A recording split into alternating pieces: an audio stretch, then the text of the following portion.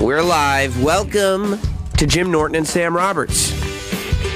Oh, what a show, what a show. Hello, Jim. Hi, buddy. Welcome back. I really missed the studio. Why? I had a good time out there, but I just missed the size of the studio. Oh, I thought you meant you missed the LA studio, because you could go, you could bring your reading that you wanted to catch up on, you could get some time to yourself. It was nice and quiet there. You know what? I'll tell you what I missed in the LA studio, the microphone.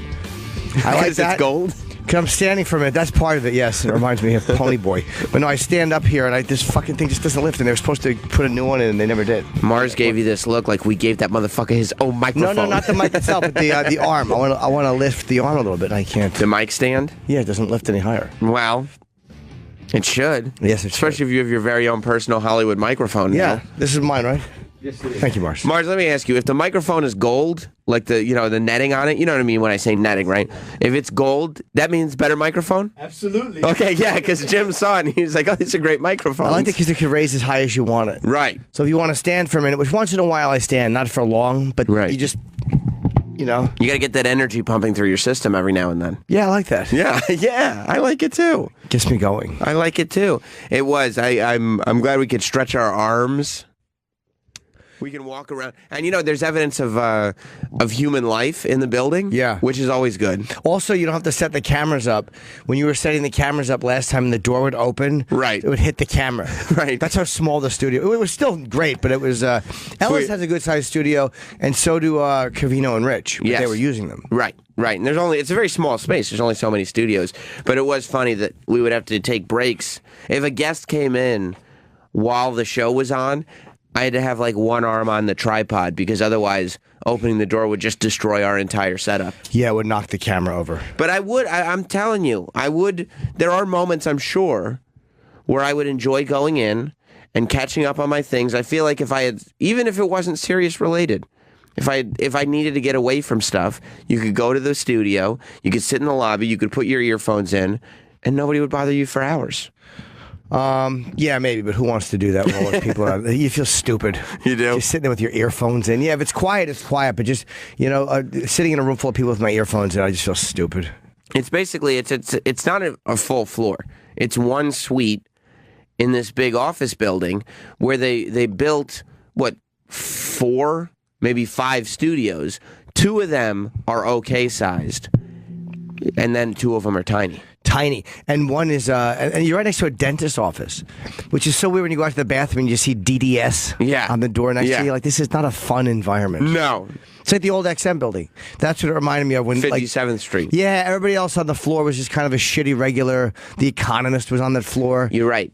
You're right. The LA building is the type of building where it's like you can't let your homeless people go to the bathroom unattended. Right. Remember when we have to do somebody would always have to walk Tippy Tom to the bathroom because the people in the suite next to us would be complaining that there's a fucking disgusting, stinky homeless man passed out in one of the stalls. Then they did that here, though, with Lady Di. Yes, that's true. But that's because Ugly Betty was in the bathroom with her, and Lady Di was nude. So, didn't she vomit in the sink, too? She did. She vomited multiple times in the sink. And then lied about it. The cleaning lady had to come to me and said, do you know what she keeps doing? And I'm like, well, she says she's going to the bathroom. And she's like, no, there's vomit every time she goes in there. She's been in there 3 times this morning. Oh, wow. There's vomit all over all the sinks. She shits with the door open. She doesn't close the door. I still don't understand that to this day, why she wouldn't close the door if she shat. Because she wants the space. She doesn't like being closed into the stall. She's claustrophobic? I guess so. So she would go into the stall, and she would shit, but the door would be wide open. And my favorite part of that story is what she would be uttering under her breath while she was trying to shit. What was she uttering? Gotta get it out. Gotta get it out. Would she really? Yeah. Gotta get it out. Yeah. And it's not even like you sit there going, oh, she must be talking about something else, because the door's wide open. You can see she's muttering to her bowels. Oh, no. It's really disgusting. Poor Lady Di. I miss her. I do, too. I miss her. I think she's just a little gone, though, right? She is. She's in, last I heard, she just got pretty severe dementia or whatever, some form of dementia. Wet brain. Yeah, and she's in a home, I think. Yeah. So, I mean, she's alive and being taken care of, but I don't think she really knows where she's at anymore. I wonder if she still thinks she's in the Navy. Last we heard from her, she did. It was sad. who said I didn't like to hear it. Yeah, I miss chatting with her occasionally, even though she would drive you crazy. She would, but it'd be fun. Yeah, what am I doing? Just repeating questions. You're like, oh, God damn it. Yeah. But yeah, no, I'm glad we're back too. We got a lot done out there. A lot done out in L.A. I think so, yeah. And it seemed everybody was saying that what we thought when we were in the studio of just everything being dead. Like I was talking to Cavino over the weekend, and he was like, "No, man, you guys breathed new life into the studio. Like that was life that we were bringing there." Oh, I didn't realize that. So we saw the death around us, but we were the life. We were the life. I didn't realize that. The problem is, Jim, and this is a problem that we were looking outward when we should have been more aware of what was inward. Well, that's an amazing way to look at it. Thank you. But here's what they should have realized is how dead their facility is when this fucking nonsense is considered really pepping them up for the week. Yeah. This shit. The two of us in there with one of our dopey friends. And a camera. And a couple cameras that we're trying desperately not to have knocked over. Yeah. That's life. Wow, I had a crazy party this week. I don't know. There's a whole new energy in here. You're in Los Angeles. What are you doing? Yeah, I was happy to be. I enjoyed the going out there, but I'm very happy to be. And back. the guests were all good that we got there. I too. thought so too. I enjoyed them very much. Yeah. Who'd we have? We had Carrie. We had we had Carrie Keegan. Yeah, I guess known as Carrie. That's Carrie. Carrie Keegan, Scott Aukerman. Aukerman was great. Tom Dan Segura, Harmon. Dan Harmon, Bill Burr, Bob Saget, Ileana Douglas, and the girl. Who's the girl that works for Roxy? Mariana. What's her name? Maria. Maria. Yeah, you're tough with the syllables today. I know. I went to bed last night before 10 o'clock. I got a tremendous night's sleep. That's good. Yeah, I'm still loopy when I wake up, but I have more energy than you know normal. what that means in about 30 minutes when the caffeine really kicks in? You are going to be one silly boy. Yeah, I really am. I'm awake today. I feel wide awake. Yeah, I can't tell. It's always like, oh boy, Jim's having a tired day. But at least he's not awake, you know? Yeah.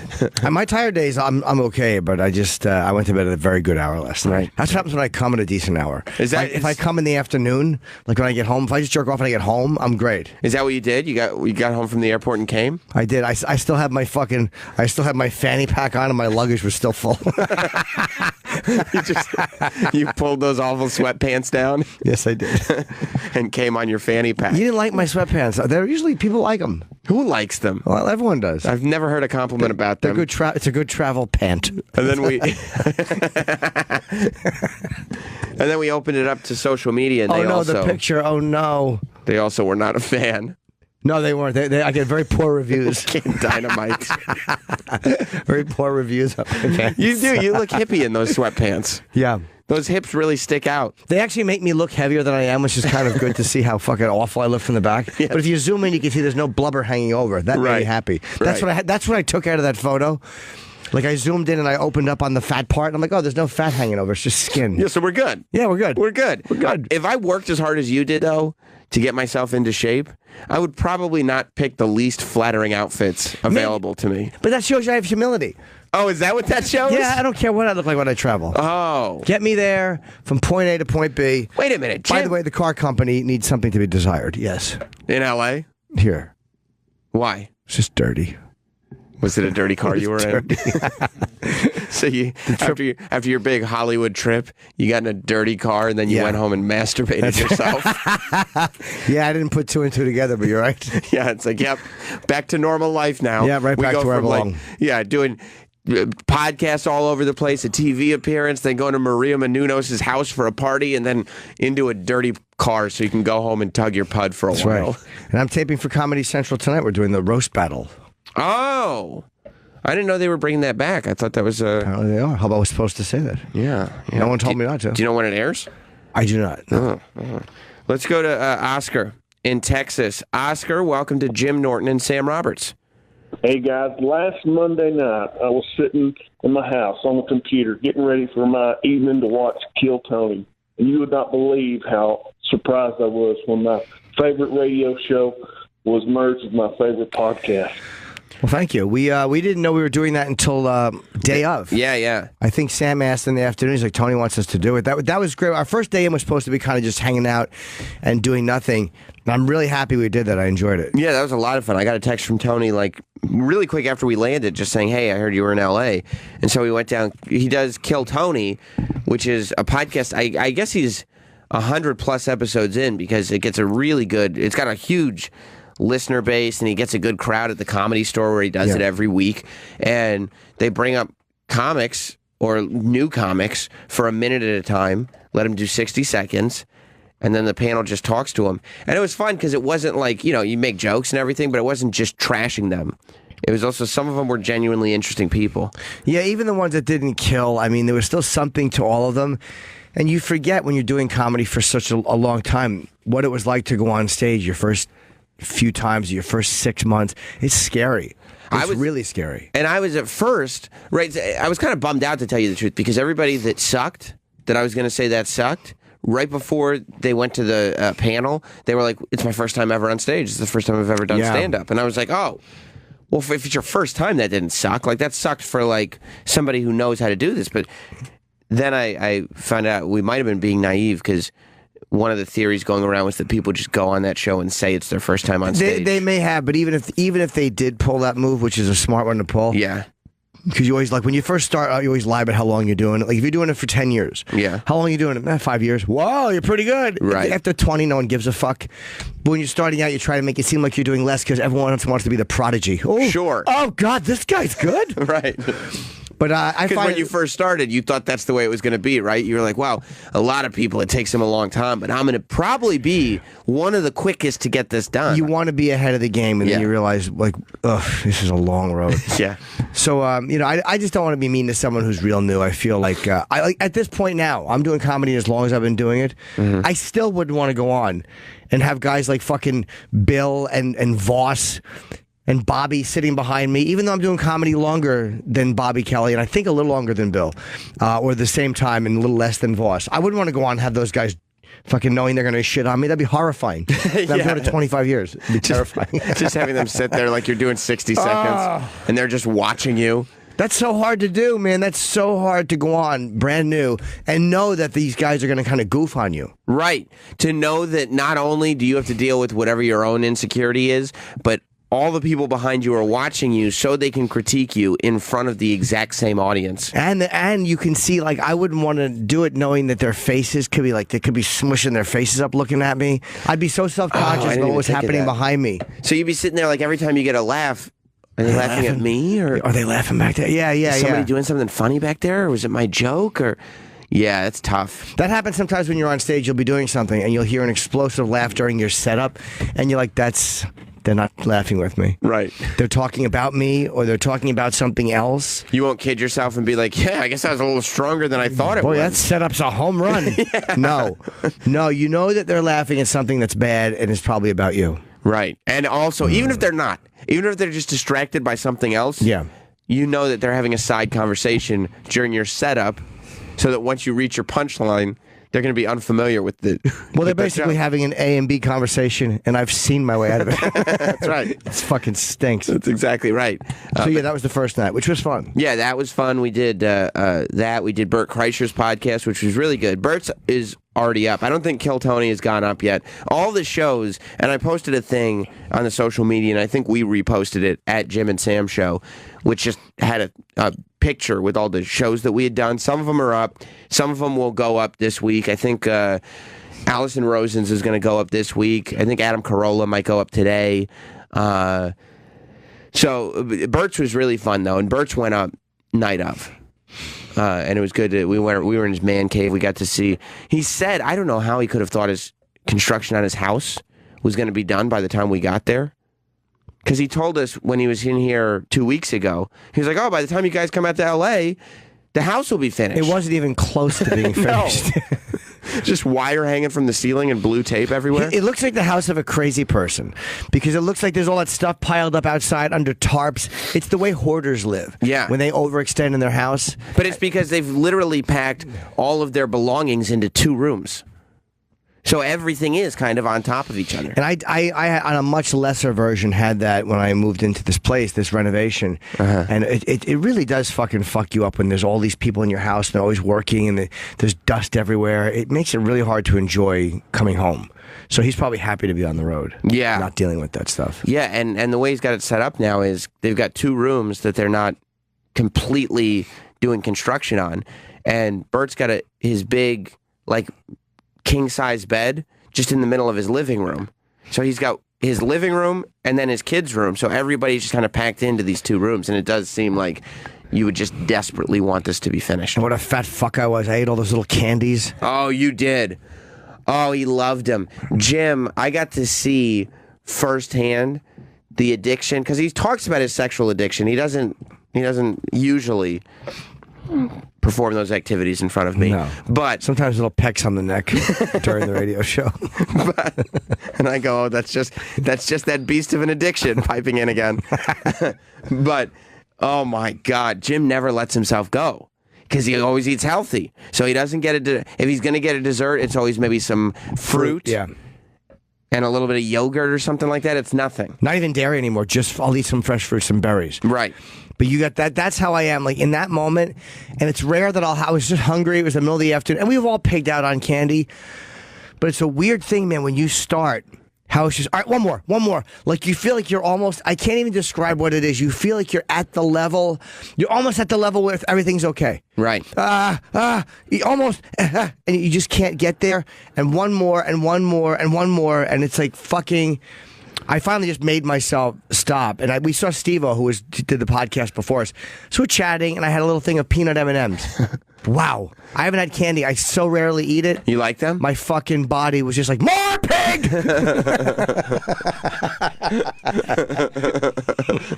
Because he did. And I think it may have been something else, too, because I feel like at one point you were just unwrapping them, and you had one brown bar in your mouth, and you just started putting brown bars on your chest, and I said, Jim. No, I think you misread. That's not where those brown bars are supposed to go. No, that was just me just being... That was what I was like, eating those little candies. I was a piggy boy. It was so good. I go, this was the death of him. I go, Jim, these 100 grands are great. You got to try, because once I saw Jim was deep into this, sure, all I was doing was talking about how great all the candies were. Yeah, you were right, and as you should have been. But I got it out of my system. I did it once, and then it's like it's one of those things where when you eat bad, and you got to the hard part is just not doing it, going fuck this, and then just binging for 3 weeks. That's where you go wrong. And I'm like, just stop it, you fucking twat. Just stop. Jim was like when Forrest Gump met the president, when he was like, well, on account of they was free and I was thirsty, I must have had me about 15 Dr. Peppers. That's exactly what I was Jim like. was just sitting there, just housing 100 grand bars. But at least he ran it off. I mean, in fairness. No, you're right. Good point, Jim. I was like the fucking fly. You remember the fly eating chocolate? I was just shoveling it in like the fly. I couldn't stop. There's this great moment where Jim had just been shoveling candy into his mouth, and Bert and I had been talking for like 10 minutes. And Jim was like, oh, are we recording? We were like, yeah, dude. I was We're binging. doing the podcast, because Jim was focusing on the candy. But that was a little teeny view into like when you lose control momentarily. And again, and everyone thinks, I eat 2 candy bars, shut up, who cares? But it's like when that's happening, and anyone who does it knows what I'm talking about. And by the way, it wasn't 2. It was like it was 9 probably or 10. It was probably 9 or 10. Yeah, mini ones. But mini Snickers. But it's like you feel like I can't stop eating these. Like I fucking can't stop eating these. Did you really feel like compulsive about it? Extremely. And I know in those that was just like a brief little blip, and we all have them. No one gives a fuck. Yeah. But it's scary when you realize, like, fuck, if I do that tomorrow and the day after, I'm going to be fucking 160 in 2 months, That's why when we bring donuts in here, you always say, get them away, get them away. I don't fuck with them because I know that I'm going to love it so much, and I'm never going to be full. You don't think you can enjoy just if you and I split a donut? Like if we just got a donut, we just cut it down the middle, and each one of us had half, we left the rest of the box there? No. Because it's something pleasurable, so you would just need more. I was talking to, when we went to the last UFC fight, we were out with Dana, we had dinner, a bunch of us with Dana White, and he was talking about Lorenzo. And he said, I've never met anybody with fucking willpower like that guy. He goes, like, it was like they brought out these desserts, and like you can't have one, he said he can literally have one bite of something, oh, that was good, and stop. And I don't comprehend that mentality. I don't comprehend how you can have one bite of a fucking dessert and stop. Is he an athlete, Lorenzo, at all? He's built like yes, and he's he's a billionaire. So he's like one of those guys that is just maybe addicted with other stuff, with working out or whatever. But the ability to have one bite of something and stop. I've been thinking about that for about a month and a half. Every time I eat like a snack and I can't stay, the ability of somebody to have like one or two little bites and go, all right, I'm done. I've tried it. It's lovely. But don't you think some people are addicted to the idea that they're in control? Like they are so hard up for control that's what they get off on. Maybe. He gets off on this idea. Like what's better than dessert to him is this idea that he's the strongest person at the table. Or maybe he just doesn't have a sweet tooth. It could just be something like that. Like Something as E-Rock, simple as that. as much as E-Rock tends to be compulsive with his snacks and his treats. He doesn't have a sweet tooth. E-Rock could probably have one bite of a donut and stop because he doesn't like donuts. A carb tooth, though. Yeah,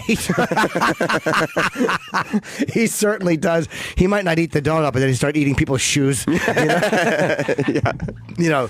But maybe it's just I'm not liking it. But when I've been thinking about that so much, like taking one little bite of cheesecake, and there's plenty of people that can do it. Right. I'm just not. I can't fucking do it. And that's why when I see big fat people, I do get it, even though I'm critical. Like, I do get how you get that big and fat. Like, you're constantly looking for that one where you feel even. Like, okay, my last bite is complete. Right, like there's going to be this mental, physical thing where everything is going to feel like that was enough. That was the right amount. Right amount, and it just never...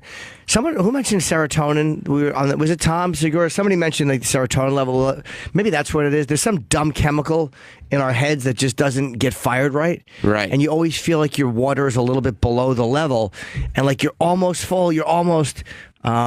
like Paul, No Filter Paul had he looks great. He had that surgery. And I think he said that does something with the hunger hormone. It takes something out, so you're not always getting that dumb hormone hitting you that says you're hungry. Really? Yeah, that's one of the ways that works. Huh. I wish I knew more medically instead of quoting a No Filter Paul Facebook page update.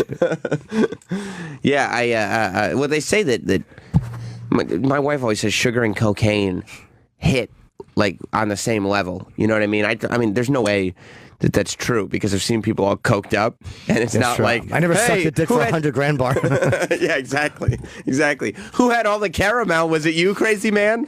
No, I'm all geeked out of my face. No, but when you're in that moment in between the first and the second candy bar, yeah. Oh, what does it feel like? It feels like everything's perfect right now. Oh, really? It's so delicious. Yeah. So good. You're just in that moment, huh? You got to stop. Like at Maria's house, I thought they'd have like more dips and stuff. I'm so stupid. But there was just like parties. They had like, chicken fingers, and I ate a little bad, and then you just got to stop yourself. Right. It's really hard to not were like, get fat, it's a man. party. There should be chips and dip, right? Or something else. What's that? Something else. And I know people are probably like, oh, shut up, you had a little snack food. But when you start like that and you feel yourself like, man, this is how people get fucking fat, it's really, really hard not and to eat it wasn't a little snack food. I mean, it was hilarious to watch because it's literally somebody who pays attention to everything they eat, sitting there and not being able to stop eating fun-sized candy bars. They were fun. I get why they call them that. It was he had a bowl of trick-or-treat candy, and I mean, Jim sat himself right in front of it and could not stop one after the other. He looked like Augustus Gloop. Yeah. He could not stop. Yeah, and then the key great. is just stop it. Just fucking the next day, just realize I was a cunt. Right. I ate a lot. Right. Shut up and just stop. Well, I wouldn't have encouraged you to keep going. Yes, you would have. You think so? There's nothing Sam wants more than for me to fatten up again. Because I would remind you, hey, remember when you said nothing tastes as good as skinny feels?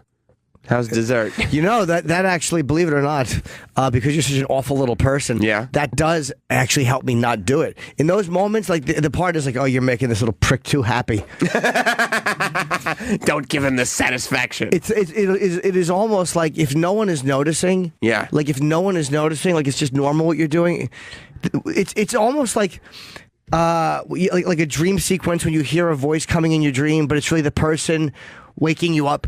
Hey, and then you're in the dream and you think someone's calling you, and you're like, hey, and it's like, oh no, that's a real person yelling at me. That's what it's like when you're doing something like that. Like I'm in this moment of just doing it, and for Bert, he doesn't know, he doesn't give a fuck, he's just chatting away, but I see you over there like, oh, I have $100,000. And I'm like, okay, you gotta stop. This is bad. Right. This is outside what's normal. Well, that's what it is. I'm being a friend. At the end of the day, I know that that's true. You're accidentally being a friend. You're accidentally being a friend. Let's go to Robert in Birmingham. What's up, Robert? Birmingham Bob, welcome. You don't like my nickname? Terrible. Terrible. Yeah, no, I like that. That's great. Yeah, Jim, I completely get what you're saying. I don't drink. I've never smoked. I don't do any drugs. But food has always been, I was always a fat kid, always a fat guy. Weighed about 320. Got down to about 175 and kept it off for about 10 years.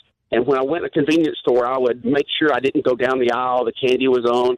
And one day I walked by, and at the counter, there were Reese cups, the little Reese cups sitting up there, the impulse buy crap. Yeah. And I said, I haven't had anything in a long time. Let me give in to my impulse. I've lost a lot of weight. Let me treat myself. Because you know what you're doing. You know what you're doing. You know what you're doing, Robert. You're seeing all these people. So many people go into the 7-Eleven. They pick up Reese's cups. They look fine, right? I'm just one of them. Yeah. Why not me? So I had one, and then 10 years later, I weighed 450 pounds. Jesus Christ! Oh my God! For that one Reese's cup, it was when I said it was a huge, it was an enormous Reese cup. So what happened? You had that one, and then whatever monster was chained up got loose. Wow! So what did you do right after that? Did you keep eating, or did it take you a day? No, well, I forgot about it, and then that night I did what I had not done in a long time. I got in the car about 11 o'clock, thinking, I'm kind of hungry. I think I'll go out and run through Taco Bell or something. So I went out and started making those late night food runs and doing that crap. Yeah, and then it was you get a bag of those. Well, I get a bag of those little Reese's miniatures, so I'll just have them around when I just want a little something. Well, I get those at the end of the night. There's nothing but gold foil in the bag. Yeah, all the things are gone, and so it kept going. It kept going, and so so now I'm back down to about 275, but it's that's great. It's a constant. It's an enormous battle, and I don't care about anything. I don't care about drinking. I've never tried smoking. I don't care about any of that. But when a candy commercial comes on TV, there's this physical thing in my stomach. I can feel this twinge in my gut just seeing that on TV. Yeah, man, it fucking sucks. It's really hard, man, and it's so interesting to hear that because the one thing triggers you, and it doesn't happen like right away, but it just trickles, and then all of a sudden the fucking dam breaks, and you're fucking people who don't have it. Like I've always said food is the hardest because you have to eat to stay alive. That's by far even harder than sex, which you technically don't have to act out in. Food is a motherfucker, man. Do you like soda pop? I drink diet soda. I gave up regular sodas. To me, a diet soda now tastes like one of regular soda. Yeah, I like diet soda better. You should try regular soda. It's so much better. It's not. It's too sugary. It stinks. Is it really good? No, it sucks. Yeah. And trust me when I tell you, it's fine for you. I even quit drinking diet soda because that triggers you the same way. Your body starts fucking telling you it does, right? Yeah. I think my brain. I think that's what really kills me is that keeps my brain in that sweet mode by drinking those diet sodas. But I have not. I hate water. I just hate the nothingness of drinking water because you know what it could be. You're like, this could be a treat. It could be a soda. This could be delicious. Soda, right. Yeah. Everything could be something better. So yeah, you drink a soda for the first time, you're like, sweet. Goodbye, Robert. Thank See you, man. Yeah, I mean, soda's the only thing that's keeping me skinny fat. I'm fine otherwise. A regular Coke. Yeah. I wouldn't be even mildly tempted. It makes my mouth taste like I was chewing on sandpaper. I hate regular Coke. I know. There are many times where I'll drink a regular Coke and I'll have this feeling all over my body like this is the thing you've been missing. It's a weird. This is the thing you've been needing. This is what makes you whole. You like it feels like your mouth is coated with sugar. I hate that. It tastes dry. It's like eating onions. Your mouth is all fucking dry after. How do people enjoy onions? Drinking a nice fountain Coke and eating an onion are two separate sensations. They're not. An hour later, it's not. Your mouth feels fucking horrible. Like someone took cotton and rubbed it on your tongue. Guess what? If your mouth's a little dry, have another Coke. It's terrible. You need another refreshment. That's all it is. No, it doesn't refresh me. Does anybody eat onions? Like, what do you mean enjoy onions? Even in a salad. Like when I taste an onion, I'm like, you cunt. You said no onions. What about an onion ring? It's different. Yeah. I don't know why it's different, but it is. No Filter Paul's on the phone. Our old pal. What's going on, Paul? NFP. Hey, how are you guys doing? Hi, Paul. Firstly, congratulations on the new show. Oh, Loving thanks, it. man. Thanks, buddy. Yeah. So talking about the surgery, for the first 5 months, I didn't even feel hungry. I literally had to look at my watch to know when to eat. Wow. So you didn't feel hungry at all? No, I could watch TV for 10 hours and go, oh, shit, I haven't fucking eaten anything. And is that just because... So what's the surgery? Is it the one where they just literally cut off a bunch of your stomach, or is it the lap band thing? What is it? No, I had the bit where they chop off about 85% of your stomach, and that includes the hormone gland that makes you hungry. Okay. Oh. So for 5 months, yeah. So, I mean, now it's been about a year and a month, and I can't have snacks in the house because at the end of the day, I'm starting to get snacky. You know, I don't do soda anymore because diet soda is fucking worse for you than regular soda. It's just garbage. Right. So how much did you weigh, and how much do you weigh? I was 276, and the lowest I got to is 151. I'm at about 160 right now. Okay. That's great. That's 110 pounds. Pretty fucking. I recommend it to fucking anybody, man. Best decision I made in my life, man. Have you had any bad eating days, like where you just fucking like, oh god, this is gonna send me right back down? Yeah, actually, every time I go to a party at Anthony's house, he's got those fucking candies all over the place, and chocolate pretzels, and pizza, and fucking peanuts. Oh my god! I'll tell you, Anthony's house is fucking deadly. I've had more fucking food binges at Anthony's house. Really? Yes. Like, because he has a giant, Travis knows. Look at him, he knows. He's got a giant fucking closet filled with A, his own lifestyle, and B, his a bunch of snacks. Yeah. Oh. Well, he's trying to attract his dates. You know, he takes them out of the van. Downstairs, there's just those candy jars filled with like full-size candy bars. Yeah, I've had a bunch of bad eating days at Anthony's house, man. There's been times, and I'm not kidding you, I've avoided it because I know, like, oh my god, I'm just gonna eat pretzels. Because over there, Anthony's house is like Sodom and Gomorrah. It is. Like nothing matters over there. Anthony doesn't look at me weird when I eat bad. Like if you're binging on food over there, no one thinks it's weird. Well, it doesn't count. It's Anthony's house. It does. You know, there's a crazy party that feels that way. Right. Well, there's It's so bad, and you know, I really can't drink soda anyway because my stomach's like the size of a fucking apple right now compared to being the size of a fucking watermelon before. Okay. Wow. Yeah, so that's awesome, so man. I recommend it to anyone. And my sleep apnea is gone too. I had crazy sleep apnea like you, and I haven't needed my mask since about 7-8 months ago. Oh, that's good, man. Well, congratulations. You look really good. It was very encouraging. And you too, Jimmy. Thank you, buddy. You know, it's funny with the apnea, too. Take care, Paul. The apnea, so I notice sometimes when I fall asleep, I literally have my tongue pressed against the roof of my mouth. It's the way I sleep. Like, I'm like, why am I doing that? I'm begging air not to come in. Right. It's probably your natural instinct to just do us all a favor.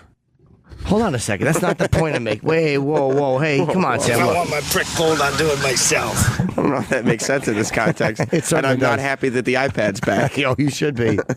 I've wanted sleep apnea once in my life. There was one time where I wish I had sleep apnea. Don't expect me to ask you when it is. Listening to you and Stone Cold Steve Austin exchange apnea stories. Oh, because I just wanted something to relate to Stone Cold on. Yeah, what happened was me and SCSA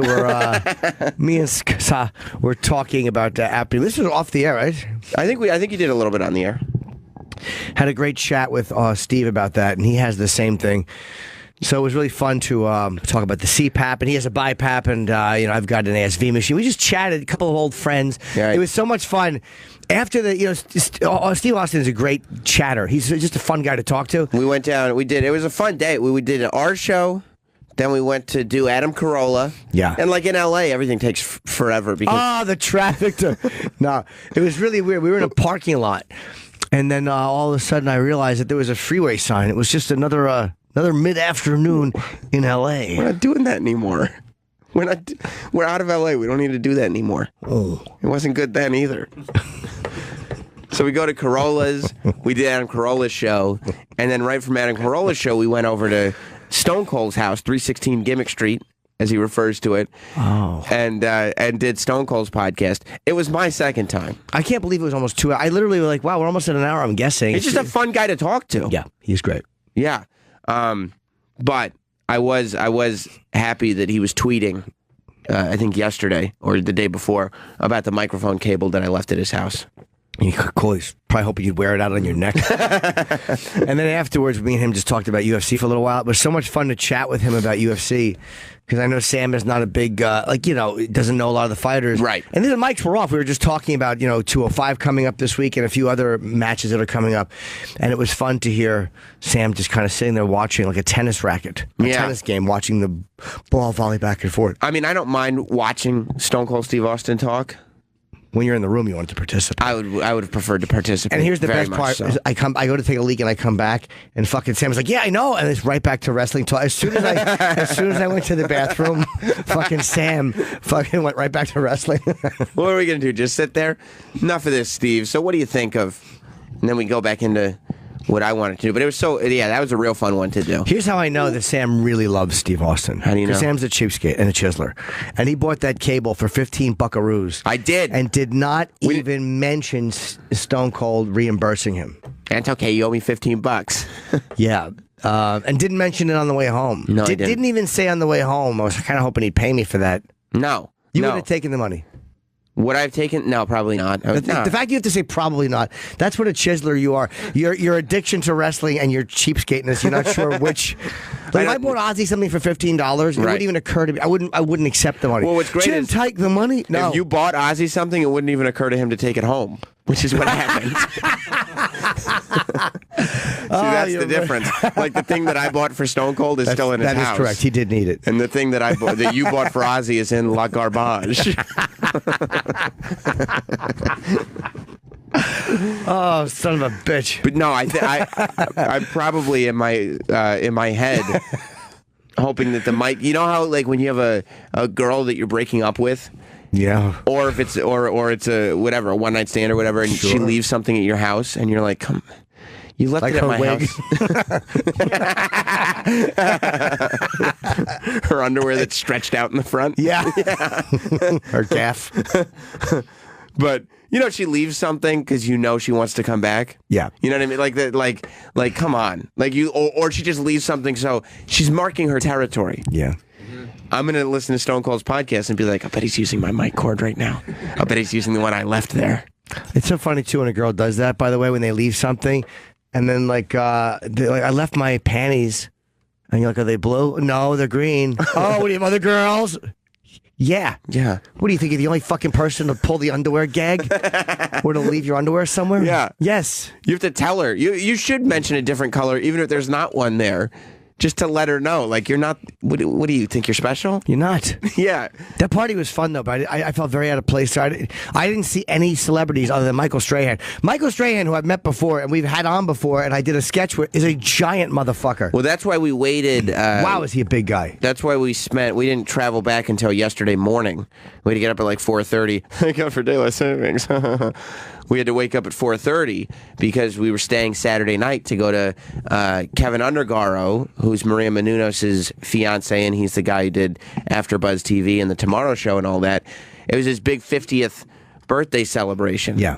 So they turned they have like a lot of property out there. Yes, they do. And they have a massive tennis court that they turned into this big frat party that they invited a lot of people to. Like, literally, there were hundreds of people at this party. And it was, it was really a gigantic place and very, very nice. And I wanted to come home Saturday morning. I almost switched my flight, but I'm like, it'll be fun to go. I like Kevin so much. Yeah.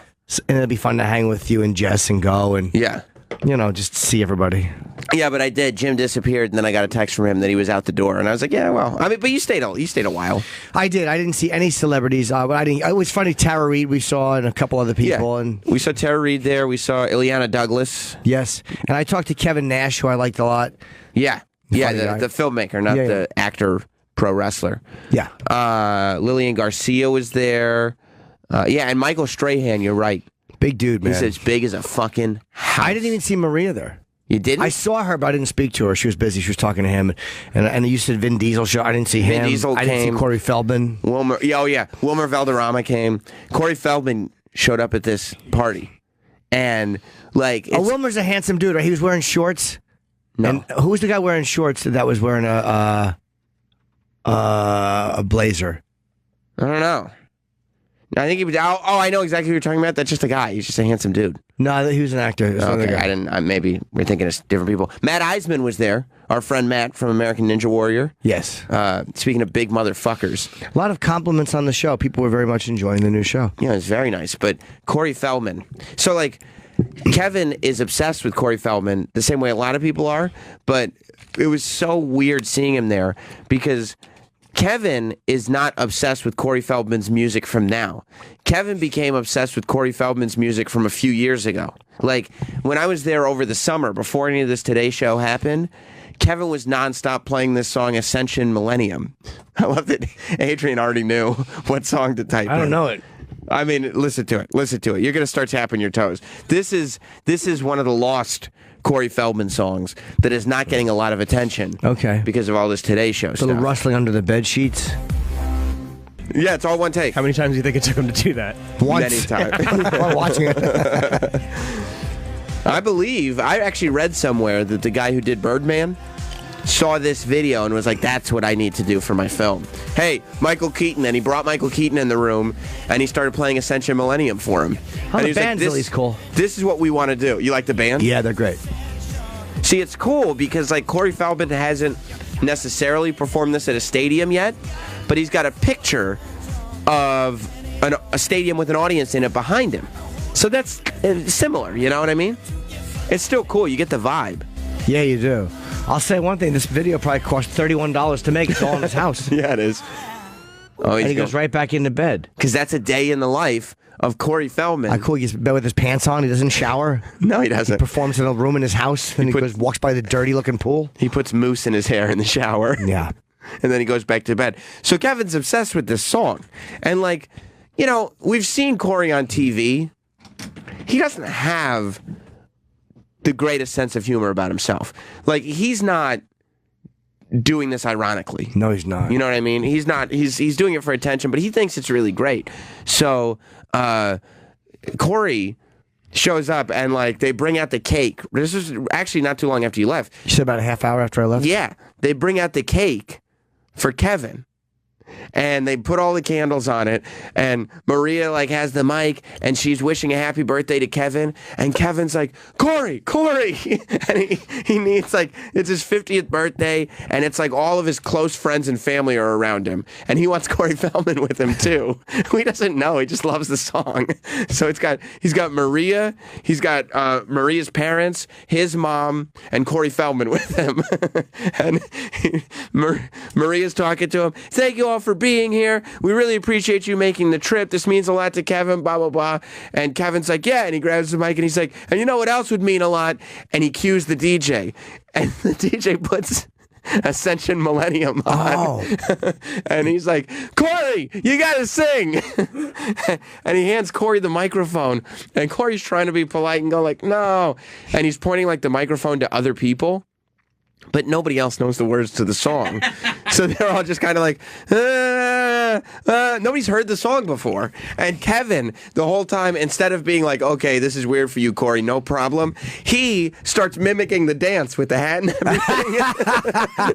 He starts acting like he's got a Michael Jackson hat on. I wish I would have seen that. And Corey is just like kind of smiling and clapping, and Kevin is all in. Do you think Corey's uncomfortable? Oh, yeah. Oh, yeah. But Kevin doesn't care. Kevin's having the greatest time of his life because he's seen the video 150 times. So he's doing the dance right in front of Corey, doing everything he can to get Corey to become involved, sing the song, do the dance. Corey would not do it. I believe he left shortly thereafter. Oh, you think he was probably uncomfortable? I mean, you know, he wasn't, you know, it's Kevin and Maria and they're nice. And so he knew that they weren't like making fun of him. Kevin has a legitimate love for that song and wanted to perform it with Corey. Yeah. I believe Corey should have given Kevin his birthday wish and performed the song with him, but no, Corey decided he felt a little uncomfortable. He was uncomfortable. And didn't want to do it in front of all those people. No, I understand. Yeah. Yeah. I left by that point. It was so funny though, watching it all go down, watching Kevin have the time of his life, and Corey just like pointing the microphone. He's like, no, you sing. And people were being enthusiastic and trying to be happy for Kevin and everything, but they were just like going, And Kevin is just like yelling, "Ascension! Millennium!" It's great. He loves that song. He loves it. Yeah. He loves it. So the fact that Corey was there, it made the whole thing for him. I would have enjoyed it very much, excuse me, but I just was tired. Yeah, you were. Yes. I was just kind of standing there by myself the whole night. I figured that you had gone. We were with you most of the time, right? No, you guys were. You and Jess were, and we took a couple of great pictures. Yeah, we did. I posted one of them. Where's our new? This is our new shot, by the way. That's what I think, right? I think we're we holding a posted fake hot dog. Is that a hot dog like hat that the guy tried to get me to put on? I was like, this fucking dirty hat. I'm not gonna wear the hat. I'm not wearing a dirty hot dog hat. Yeah, we'll post it at Jim and Sam Show on Twitter, Facebook, Instagram. See my hand the way I'm holding that fucking. Yeah, just the end there. Yeah, that's going to be our billboard, I think. Yeah, they said they're getting us a billboard, which is nice. Yeah, Scott did confirm it. He did confirm it. I said we'd like a billboard. He's like, I got it. I'm like, all right, cool. Great, Andrew perfect. Moss has confirmed we are getting a billboard. We got it. Let's go to Dr. X, who's calling in from Mexico City. What's up, Dr. X? You guys, Jim, you've been on TV. You know all the shit, all the hoops you got to jump through just to get something put on. Who is the asshole saying, "Hey guys, I think we got us a winner here"? Who's approving this Corey Feldman shit? Somebody funded it. Somebody's financing it. Yeah, Corey didn't sink all of his own money into this thing. Somebody financed it. There was some money guy that was like, "Yeah, let's do it." But when you see the video, it was all shot in his house, so they pay no location fee. Right. They pay a crew. You got to pay the crew. He's got his angels there and his buddy from Goonies and a couple of extras. It's probably not a very expensive video. Shot in the daytime, so lighting is not a tremendous issue. Right. It might have taken a day or two to shoot, but he's pretending to shower so they don't have to worry about the water bill. Absolutely. No water, no need to worry about the wires getting wet in the bathroom. As dry a shower as anybody can have. I've never seen a drier shower. I'll tell you this, though. He did bring a couple angels with him. He did. To Kevin's Kevin's party. He had some angels with him. They were not in lingerie and halos, though. They were just like dressed, but no lingerie. Huh? He still had angels, so he's still the fucking man. At least he had girls show up with him. They had a thing at this party where it was actually brilliant because there's so many people there, and some of them are big celebrities and some of them are, and Marie and Kevin, it's a lot to host, so they can't go around introducing everybody. Right. So what they did was they got wristbands, and it was one color if you were taken, one color if you were single, and one color if it's complicated. Green was the single one, right? So Jess and I were walking around with our taken. Purple, whatever it was. Yeah, blue. Purple or whatever. Maybe I would have gone for the "it's complicated" if Jess wasn't in town, but Jess was in town, so would she have. yeah. I think Jess was going for that regardless. Yeah, exactly. But Jim didn't want any confusion, so he slapped that green glow stick, and there's no missing it. It's not like it's just some sticky wristband. It's at night. It is a glow stick bracelet. That means everybody can see it. Right. You see it. You can kind of see it right there, and his wrist is a little blurred. But you can see it. So I figured that after you just kind of found your own way out, I said, a lot of hot chicks at the party. A lot of green wristbands. You saw a lot of the hot chicks had green wristbands? Did. I mean, Adrian, you've been out there. You know all the... I mean, Kevin is brilliant. He surrounds himself with good-looking young women. He keeps good company. Yes.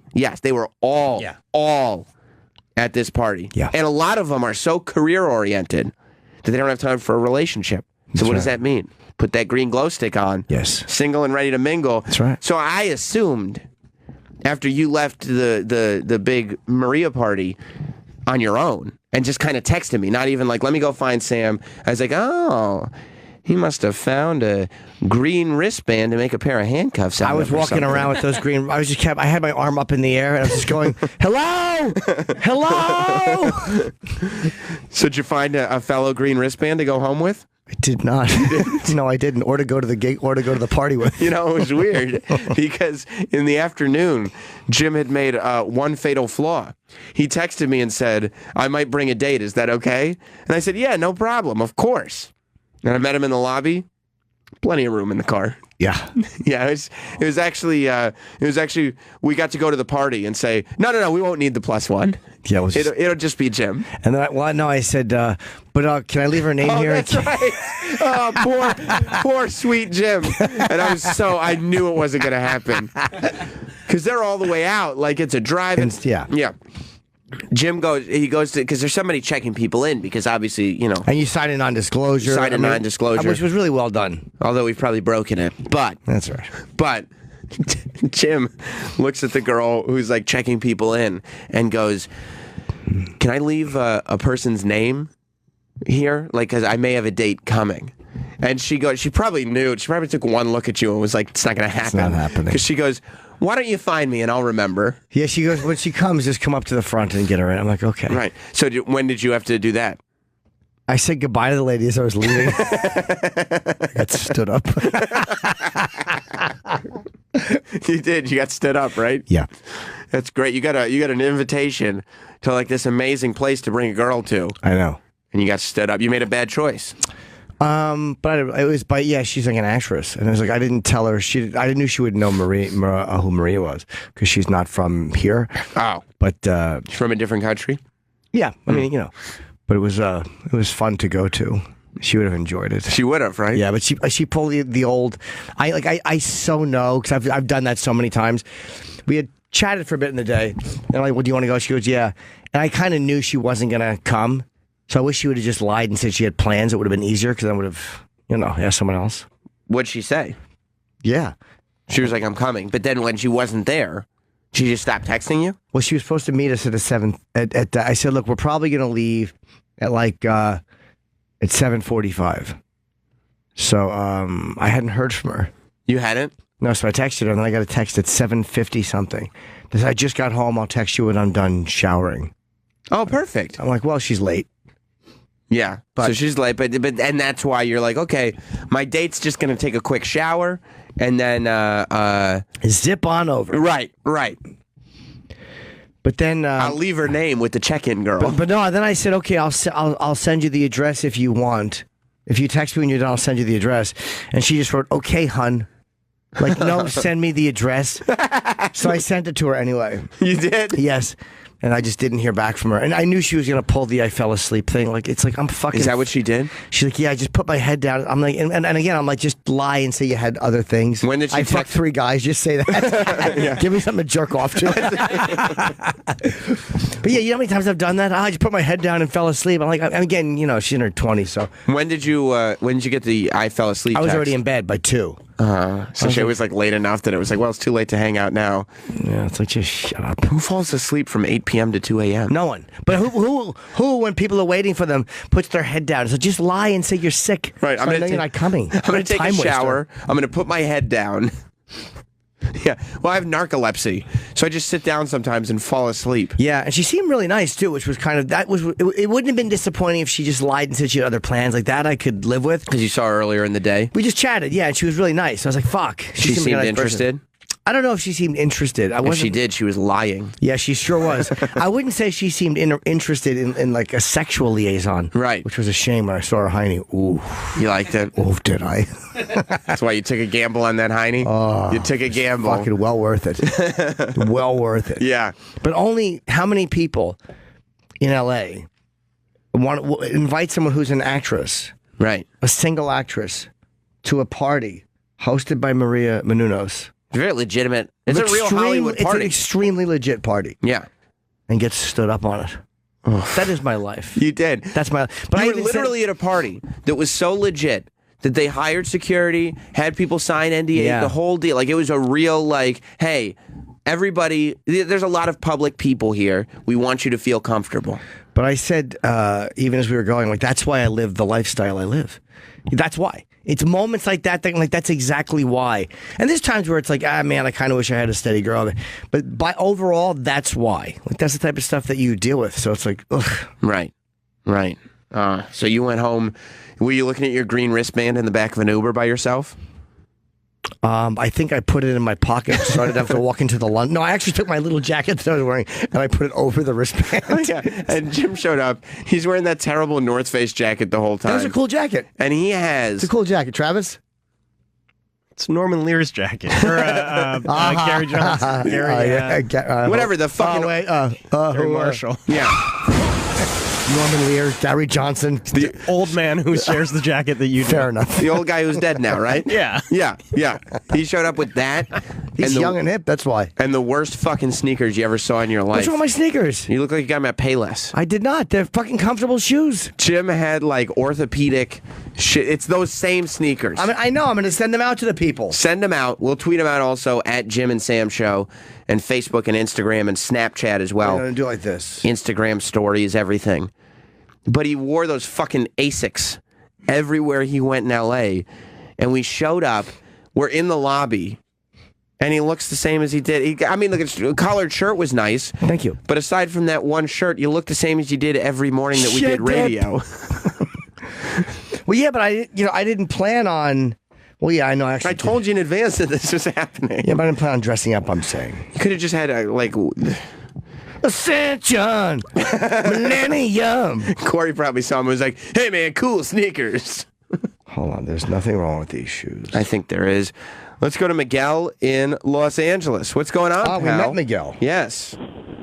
What's up, buddy? What's going on, guys? Hello. This is how much fun and how out of his mind Kevin is. I was over at his house the afternoon before the party, and we were just talking about stuff. And Miguel used to call into my night show every single night. And Kevin is just looking at me. He's like, Sam, you know what we need to do? And I think he might have had a drink or two in him by this point. But he goes, Sam. He was loaded. You know what we need to? You know what we need to do? And I go, what? And he goes, we have to invite Miguel. I go, Miguel from Los Angeles? And he goes, yes, Miguel needs to be here tonight. And I go, and he goes, you got to invite him. And he goes, I'm tweeting him right now. And he tweets him. And then Miguel is like tweeting him back going like, bro, I'm going to come to your party. Are you sure you want me there? Are you sure? And he wasn't tweeting him back. So I saw the tweets and I texted Kevin. I'm like, Kevin, Miguel is tweeting you back now. Are you sure you want him? And within 5 seconds, I got a text back, yes, get him there. And so I sent them. I was like, all right, Miguel, here's Kevin's address. And then Kevin like put me in touch with Maria's assistant and was like, Sam has another name he needs added to the guest list. And it was all because he wanted. And Miguel and his wife showed up. And did you guys have a good time? Oh, yeah, dude. Honestly, it was probably like one of the best parties I've ever been to. With, where are you calling from? Wait, hold on, dude. Sorry, hold on. You in the ocean? Is that better? Yeah, that's way better. Yes, sir. Oh, sorry about that, man. But yeah, dude. It was honestly pretty much like the best party I've ever been to. With like, with like Kevin's obsession with Corey Feldman, and my wife got mad at me because I was staring at a couple girls, and she like slapped me in the back of the head because she caught me staring at this one girl's titties like the whole night. So yeah, Jess, she got a little bit jealous. Every time we go to one of those parties, I get fucking yelled at. Really? Yeah, because I always get distracted by the girls that they talk to me. And I always end up like Jess. I always like see Jess talking to somebody else, and I'm like, yeah, she's fine. And Jess is like, yeah, how about stop ignoring me and going and talking to other girls? Did you? And I'm like, no, it's a thing. It's a thing. We were talking about something else. Did you see that one girl I pointed out to you? Her fucking juicy. She was a blonde and she was wearing denim shorts.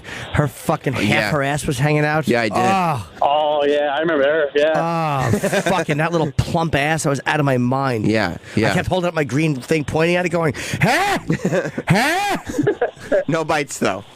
Yeah, I got yelled at because I was like, Jess was like, Sam, are you ready to go? And like some girl was like, oh, let's go over here. And I was like, okay. And I gave Jess like the wave, like, just a second, Jess, just a second. I'm going over here. She's like, what are you doing?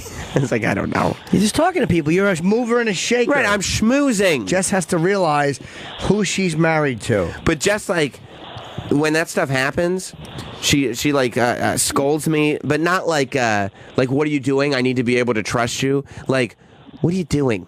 Nobody's interested in you. Like, this is pathetic. Like, you're not accomplishing what you think you're accomplishing. You gotta put your foot down, bitch. I'm busy.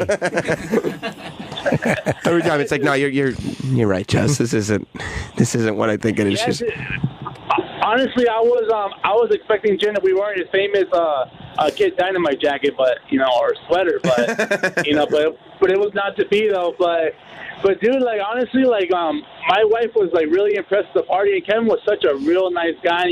And like I don't know if he was lit when he came up to me, but he was like, dude, you know what we got to do? We got to do a West Coast chapter of the show. So you and Mark and I don't know whoever else, like he was drunk. Talking about dude, the show. Oh, was he? He was probably a little intoxicated, yes, but he's like that all the time. Like Kevin is constantly. That's what he does. That's why there's so many people at the party, and that's why everybody loves him so much. Because that's what he does. He just goes up to you and starts throwing up ideas all over you. Like, this is what we need to do. This is what we need. And all of a sudden you feel like, yeah, I got to do this. I got to do this. You're ready to conquer the world. He had an idea for me and Sam. What was his idea? Quit. yeah. He's the only one that he wasn't optimistic. He pulled Jim aside. He's like, Jim, I've been listening to the morning show. Jim was like, yeah, what do you think? No, man. Not good. Not good. Not good. But yeah, dude, but for me, the highlight of the party was, I guess, I don't know if you saw it, but Maria was with a paddle, spanking everybody at the party. And she actually spanked my wife, and my wife was like, wow, honestly, if I'm not gay or anything, but I fuck Maria. Oh my God. Does that go? Does that go into your spank bank forever? Dude, I'm pulling it right now. What are you talking about? Maria was spanking people? Thank you, Miguel. I didn't know. You know what? All right, later, man. Thank you, buddy. I didn't see her spanking people. I would have volunteered for one. Would you have been okay with it? Yes, I would have. I would have loved to get a couple of spanks at the party. Little the single girls see I'm fun. Jim would have been like the one awkward guy, though, because he'd be biting his bottom lip and just trying to get another one. Or actually pulling my pants down. She's like, what are you doing? Oh, just being cute, right? I'm spanking your bare ass. Yeah, stop it. A paddle. That's creepy. Oh, we're all just being fun, right? No. Where's the food? You fucking weirdo. I'm trying to drop this pen. I'm so happy. He's throwing things all over the room. Let's check the Tef box. Tef box, do we have comment on where the food is? I assume Roland's getting it because D-Bag's in here. D-Bag. Does D-Bag have an answer? D-Bag. Deliver the answer. Where's the food, D-Bag? No, he just shook his head and moved his hand. What does that mean? I don't know. He shook his head, was up and down. He pointed towards his mouth. He doesn't know where it is. What do you mean he doesn't know where it is? Oh.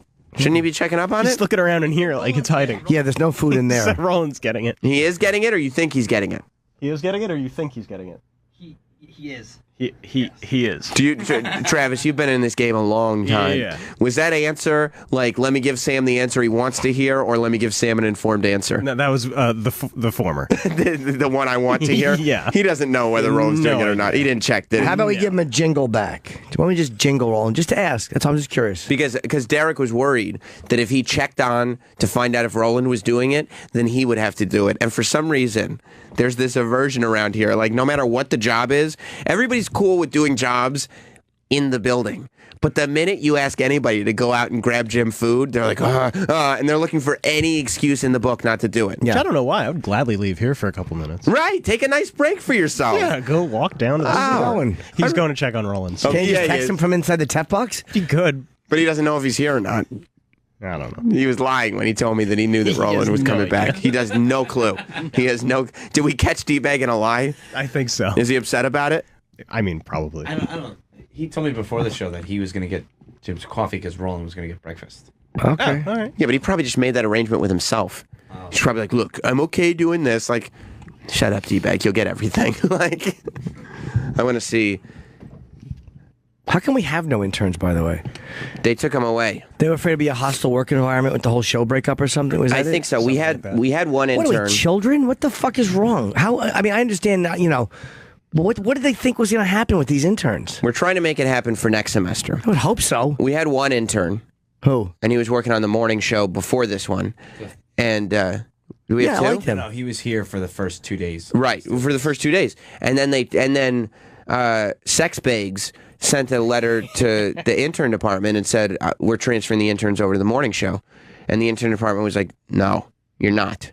Wait, what do you mean we're transferring them to the morning show? Meaning they're staying on this morning show, but it's going to be a different show, but that's where the interns are going to stay. Who said no to that? The intern department. Why? I have no clue.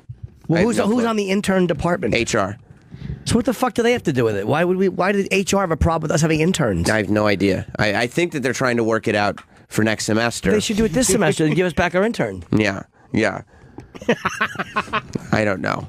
Adrian is assuming it's because they think Travis kicks interns in the peanuts, but so, hold on, Derek, that's not a regular hobby. D-Bag's in here. He's fixing the ottoman. Do we have any updates? Are you getting headphones? Yeah, Roland's out getting your food now. Okay. Do you have a time when he's coming back? Usually he comes in by 8. He's there. He's walking up the hall. Okay, that's all. Thank you, buddy. He's walking up the hall. I'm starving. I get very hungry around this time. You do, right? Yeah, man. I don't eat. I went to bed early last time. I haven't eaten in fucking long time. I get how people starve to death. Right. This is like becoming a Sally Struthers infomercial.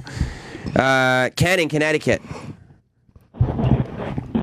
Hey guys, how you doing? Hey, what's your name? Tim. Oh, Tim. Yeah, they said Ken. They said Ken. Thank you, Roland. And where's the icy coffee? No icy coffee right now? Oh, no, he had it. Oh. Because I thought D-Bag was getting the coffee and Roland was getting the breakfast. Isn't that the same thing every day? I have the eggs and iced eggs and then the ice. Travis, didn't you say that the arrangement was that Roland was getting the food and D-Bag was getting the coffee? Well, Adrian said that, but I would agree with it. Yeah. D-Bag just rolled his That was the eyes, arrangement, Adrian? No, I think that Derek was referring to the coffee before the show. Oh, so D-Bag was on first coffee duty, not second coffee You're duty. always on first, you do second. You do second too? Is that the way it works? Coffee duty is coffee duty. But for Prince, something. But you'll go down for the Prince? That's very good of you. Thank you, Roland. Roland has volunteered to get the coffee I don't even for want the Prince. guys. No, for D-Bag. Yeah. The Prince needs to stay on his throne. Prince D-Bag, the Prince of all D-Bags, needs to stay on his throne. Yeah. And Roland will go down and get the coffee. That's. I want to know why we don't have an intern. I don't want guys working here to have to do this, but right. But you got to have some. You got to have some caffeine. You got to have some coffee. Yeah. What's so crazy? You can't go down yourself because if you went down yourself, I'd be like, I'd far prefer a co-host than any of you guys here with me. Like I like you guys, but I really like my co-host. So we're gonna prioritize the co-host, then the staff, then the interns. Yeah. Right? That's fair, right? Mm-hmm. Okay, good. From what I understand, it was because Eric was the intern boss, and since he was no longer working in the mornings, they couldn't trust. Well, Eric was such a fantastic intern boss. There was nobody in the mornings who was qualified to. Does he have an intern in the afternoon? No, because so why Eric was the boss there? Why couldn't they give him the afternoon intern? Because he would have had to quit his real job to move down. Oh, I see. Okay. He couldn't do it. Yeah. So what's he doing now? Our old intern. Bennington. I think he works for Bennington, and I think maybe another. So why can't he just do us and Ronnie? Guys, we don't have anybody who can be in charge of interns. There's nobody qualified to tell the intern what to do. Nobody can be an intern boss. Let's send D-Bag to Ronnie management has 3 training. interns? We don't have any? Because he's got people who can lead interns. We don't have any people who can lead interns. That's the thing.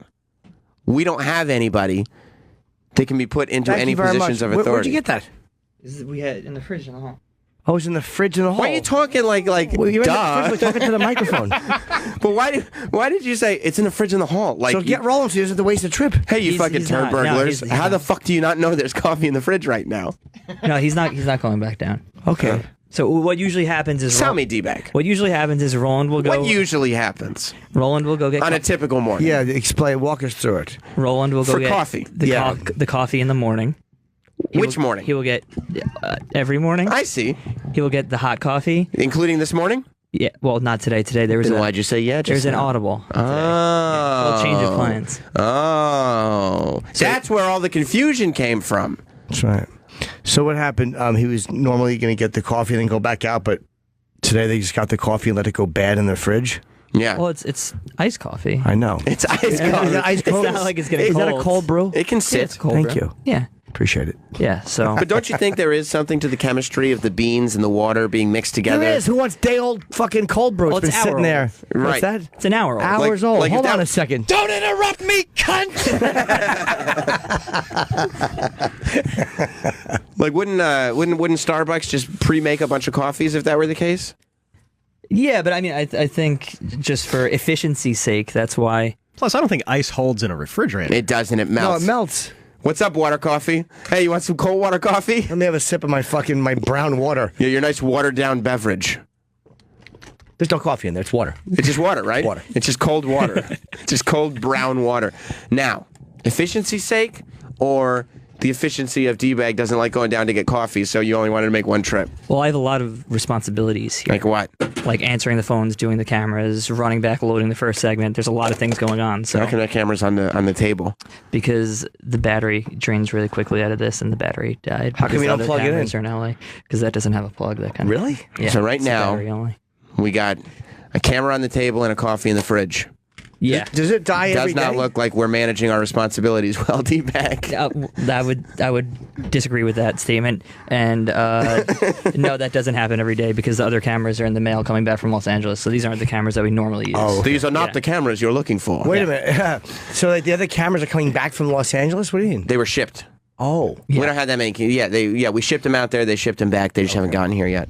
Yeah. And D-Bag's too busy killing batteries and watering down coffees. Yeah. Okay. It's my specialty. Sabotaging. Is so Roland still here? He didn't go back down? No, he's still here. Yeah. Okay. What'd you think when he called you Prince? I didn't even I didn't have headphones in there, which was earlier when Travis was talking to me. I was just like, because I was looking for headphones. That's what you did? You went, Oh. You were futzing about? Yeah. Travis was like, hey, D-Bag, Sam wants to know something. And you're like, headphones. Yeah. Done. That sounds about right. So then once you get the headphones, you stop being like, oh. Yes. I see. Okay. So now that you have tiny thumbs. I have little hands. Let me see. Ugh. Stick out your thumb. They do. They get skinnier as they go up top. Yeah. You don't like my hand? No. You couldn't hitchhike with that. They'd be like, why is that guy waving his pinky at me? His thumbs are upsetting. You look like European royalty trying to hitchhike. Pinky up, boys. Those fucking terrible. Stick your thumb up. That's not even a man's thumb. Yeah. I have little ears too. You do? Let me see. Ugh. Oh, you really do. Little Bullet baby size. ears. It's your thumbs that are enraging me. Do you have tiny toes too? I don't know. You haven't checked? Hey. Yeah. Pudding ham. Skinny, short fingers. You know what that can. A lot of times, I'll just say this. A lot of times, you look at a guy, right, and he's got like big, girthy, meaty man hands. Yeah. Like Stone Cold, right? Yeah. And my opinion, I don't know for a fact, but my guess, based on Stone Cold's big, meaty mitts, is that he's doing very well in the pants. You know what I mean? Probably a nice thick one I down think there. there's a correlation between those two things. You don't have to. By the way, you don't have to preface that with the legal stuff. Allegedly, Stone Cold is not going to sue you for saying he has a big dick. Well, I just wanted to put it out there that I haven't seen it in person, but people know that. Do they? Yeah. They know you'd love to. Yeah, I would. He would let Stone Cold rest his cock on his cheek. Just rest it there gently. Jim was asking me about my Stone Cold fandom, and he did ask if I would blow Stone Cold. Yeah. Well, you said you would blow The Rock on the record before, so. Yeah, I probably would. I think I blow Stone Cold too. But here's my question, T-Bag. Do you agree with me, like the Stone Cold correlation, would you make that correlation? I feel for like, Stone Cold? For Stone Cold, that could. More All right, that answers that. Sounds more than likely. Yeah, that answers that. Would you consider that an educated guess? Yeah. Okay. Yeah. Hypothesis. That's right. An educated guess. Educated guess. Yeah. Are you trying to imply something? No, I'm just saying you made an informed decision. It just seems like you're getting at something here. Your hands are small and insignificant. Yes. They are. Yes. They're like little teeny insignificant digits. Right.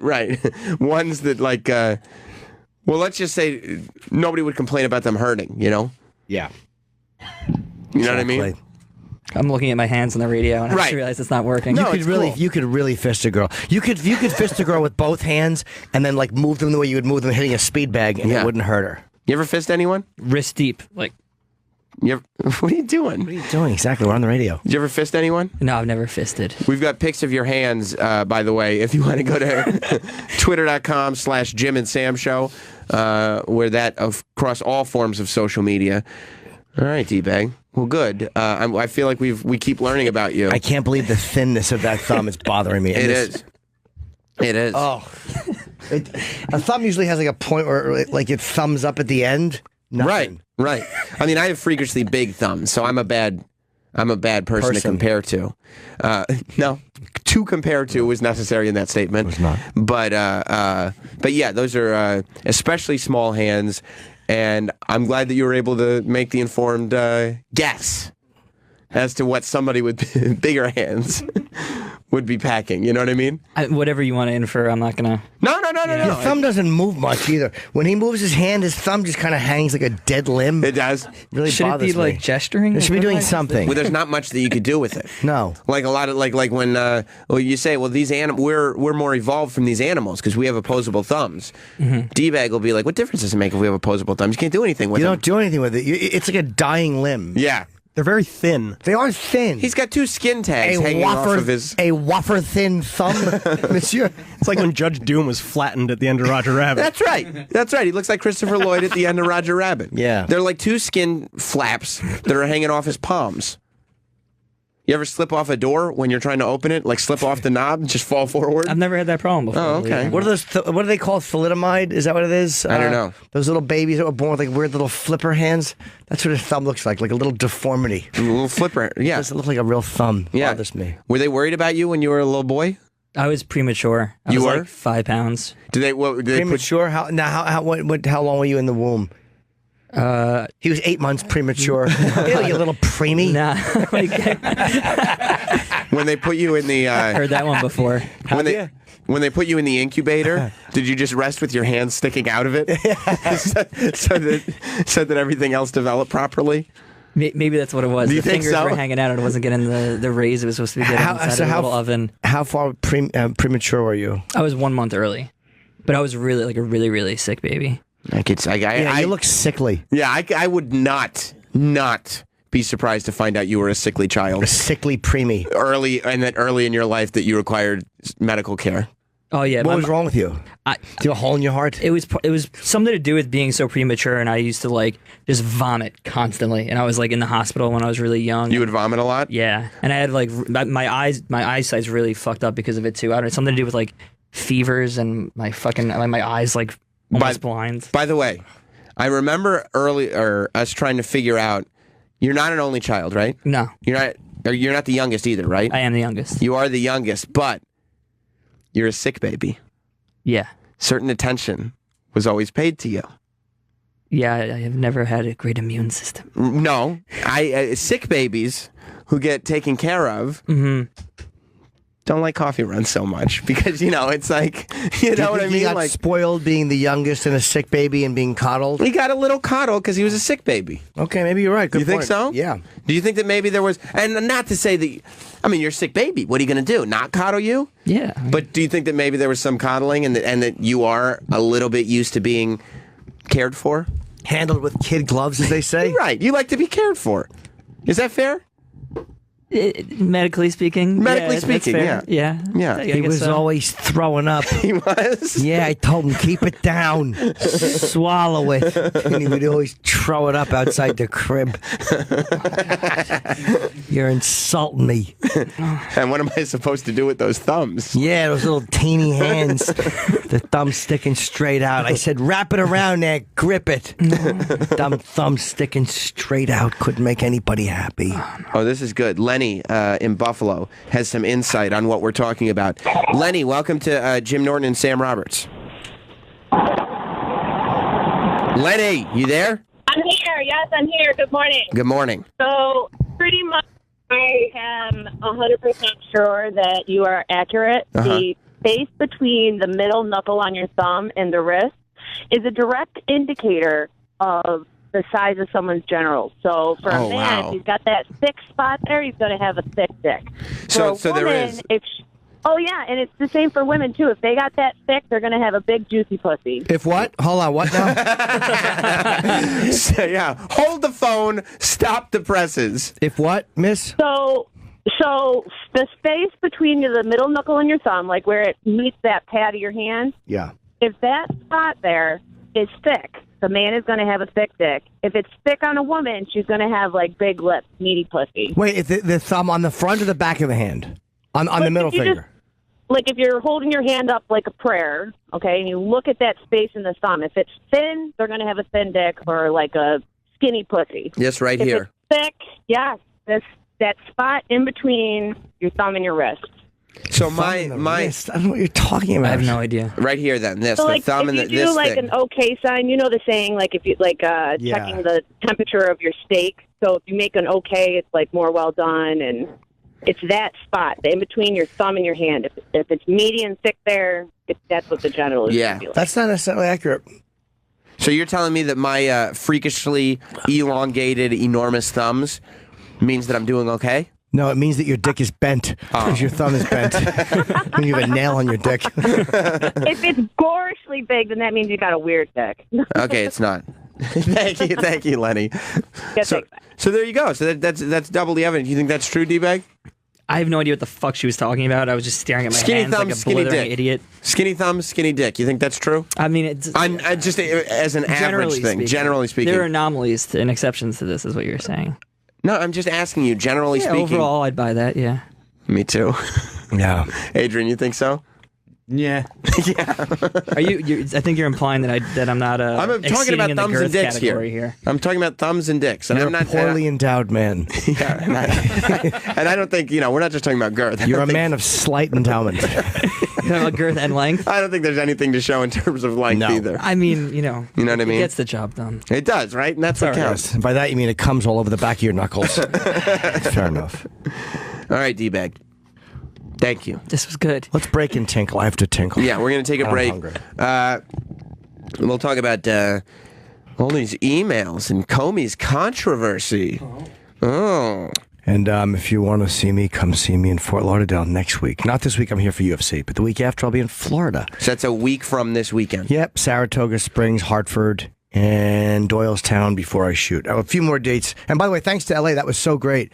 The Melrose crowd. Oh, God. What a nice response the Jim and Sam show got. Yeah, we went. I went to the show. Jim performed. He did his hour. And by the way, I can't wait for you all to see the special. Thank you. Because the hour is killer. It feels good. Yeah, it's a really good hour. But yeah, I mean, Jim mentioned the show, and I was blown away at the response. Like, I figured, like, at least a polite acknowledgement is acceptable. Right. But the entire audience was excited about it, and people came up to us after the show, and people were saying nice things to me and Jim. So I very much appreciate all you that came out to the Melrose Improv, and it absolutely, literally after that show, we were sitting at a table, and it completely motivated us to 100% start doing live events. Yeah. Soon, within the coming months, we'll do our first live show with an audience, figure out a city, go somewhere. So if you want to see us do a live event in your city, just tweet the show and leave Facebook messages for the show, and we'll kind of gauge interest maybe a little on that. Yeah, it was a very, very strong response. Yeah. It has been every time I've mentioned it, though. I mean, I wasn't necessarily surprised because every club or place I've mentioned, even in the theaters, it's a great response. The people who listen to the radio love it. Right. So good. Thank you. It was awesome. We're back to Big Appling. Yeah. But today it was fucking Jesus Christ. What? Just, a road closed, fucking police sirens. I'm like, oh my God, it's a mess. But it wasn't. Just another day, Monday here in New York. Oh, God damn it. We'll be back. Negan's camp, they've kidnapped him. Oh, I didn't see all. Okay, yeah. He's kidnapped. He's not dead. Plus, it's like, at some point you gotta watch these episodes. But I am watching. He's imprisoned, and they just are pumping this through the speakers for days at a time and making him go crazy listening to this song. Do you have any idea where they found this song? I think it was written specifically for the show. Really? Yeah. The girl who sings, she's been in a bunch of bands. She's been in like That Dog and the Decemberists and some other indie bands. And nope, not Sabbath. Never in Sabbath, I don't think. And then it was a producer and her, and they wrote and recorded it. It's their first song. It's really perfect. It's awesome. Like, it is the perfect song, because you can imagine it played at high volumes over and over again for hours and days. Just torture somebody with. I would kill myself. I would love this. You'd just be snapping the whole time. Trust me, by the 50th time you heard it last night, you couldn't get it out of your head. Right. It was really like, they really did a good job of playing the song over and over again and making you realize that it really would be torturous. Yeah. Like, it'd be really bad. And it's only a minute 45. But I will say, because I watched the last 2 weeks of episodes last night. Oh. That's right. And in 2 hours, about... Pekka. That's right. About 25 minutes worth of stuff happened. So that's always good. That, just like I always say, it is the most slow-moving show on television until the season premiere, season finale. Like everything is just this slow build. And I was actually thinking about Travis, because Travis is Why were you shitting? That's right. And I looked in there and I was like, what does that remind me of? Tef Box. No, because Travis is a Walking Dead apologist. No, I just don't have as much of a problem as everybody else. You Walking Dead lover. That's what you are. You're a Walking Dead lover. Last night was good. He does. Like, anytime I come in and complain about how slow-moving the show is, he talks to me like it's because I'm too stupid. And he goes, it's called storytelling. Yeah, all you want to do is just kill some zombies. That's right. You're saying that basically Sam doesn't understand the subtleties of an adult story. No, last night showed the breakdown of Daryl.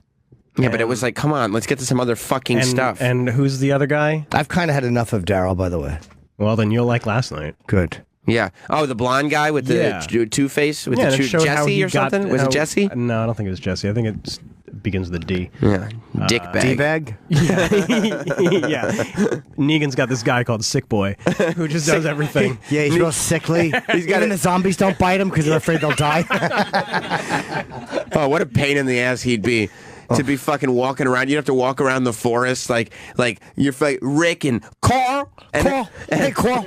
Everybody's trying to escape the zombies, and then you got Sick Baby D-Bag, who just needs to get carried all the time. And Negan just like tells everyone what to do, and Sick Baby wouldn't like that. Sick Baby D-Bag can't be told what to do. I don't want to kneel. I have bad knees, and it hurts to get down and stand up every time. I threw up so much I damaged my eyes when I was a boy. Can we go someplace where there are less zombies? Because I throw up every time I see a zombie. If they don't bother, they just don't bite him. They just know that he's not good. Yeah, it's not Sick Baby D-Bag, not him. The zombies look at him like he's spurled. Nobody wants to bite him. Walk right past. Yeah. Brush him by. Yuck. Boo. Except then he just complains. Why don't they want to bite me? I don't understand. They look at his thumb. They don't even know his thumb is food. They think it's like a little tree branch. Boo. He builds like you see the Revenant, you know, the thing that they have to carry around Leonardo DiCaprio on? Yes. He built one, and he's like, guys, I was thinking from now on you could just carry me on this. Why do you make D-Bag's voice like I'm not that? feeling well, because he's a sick baby. I think that name's going to take off. Sick Baby D-Bag? Aw, little fella. Little Sick Baby D-Bag. Little legs kicking. Falling out of the pussy a month early in a cab. Ah, shit. Yeah. His mother didn't feel well, and she sat on the bowl and dropped him in. Like, all right, another one gone. Yeah. Oh, my God, it's crying. Yeah, and throwing up. He's actually at pictures in the hospital. He's the first miscarriage to survive. Yeah. They sucked him out with a vacuum, and he was just in the vacuum pipe. Let me out of here. Yeah. Let me out. He's got clits on his hands. Oh, they're just thumbs. Oh, little guy. Poor little fella. He was born needing glasses. I need those little baby glasses that you have to, like, you know, they're rubber, and you have to tie them around their heads. Yes, Sick Baby D-Bag, you want to contribute? When I was young, I had to wear an eye patch around. I thought you might enjoy that. Yeah, why? Were you the villain 2 years ago in Walking Dead? What the fucking name is? Don't worry, D-Bag. The kids will think you're a pirate. It'll be cool. Yeah, that's what they told me. It's not how it went. They didn't think you were a pirate? No, they did not think I was a I thought pirate. you were just a douche with an eye patch. Yeah, that sounds more accurate. Yeah, not fun. At least you can wear plastic hooks to cover up those fucking thumbs of yours. Oof. I don't feel well. Can you guys not make fun of me today? I came to school feeling nauseous. Can you guys not make fun of my eye patch? Queasy. Excuse me, Miss Hubert. I'm feeling a bit queasy. Did mother coddle you when you were a boy, when you were sickly? When you were a sick young boy, would mother pay attention to you and take care of you when you were ill? I would imagine so. I was an infant at the time, so he's like 14 years old, still drinking Pedialites. Yeah. It's fucking and not for a hangover, just because you need the electrolytes. You need the electrolytes, D-Bag. You know you're a sick baby. He wants. Mom, I'm 14. He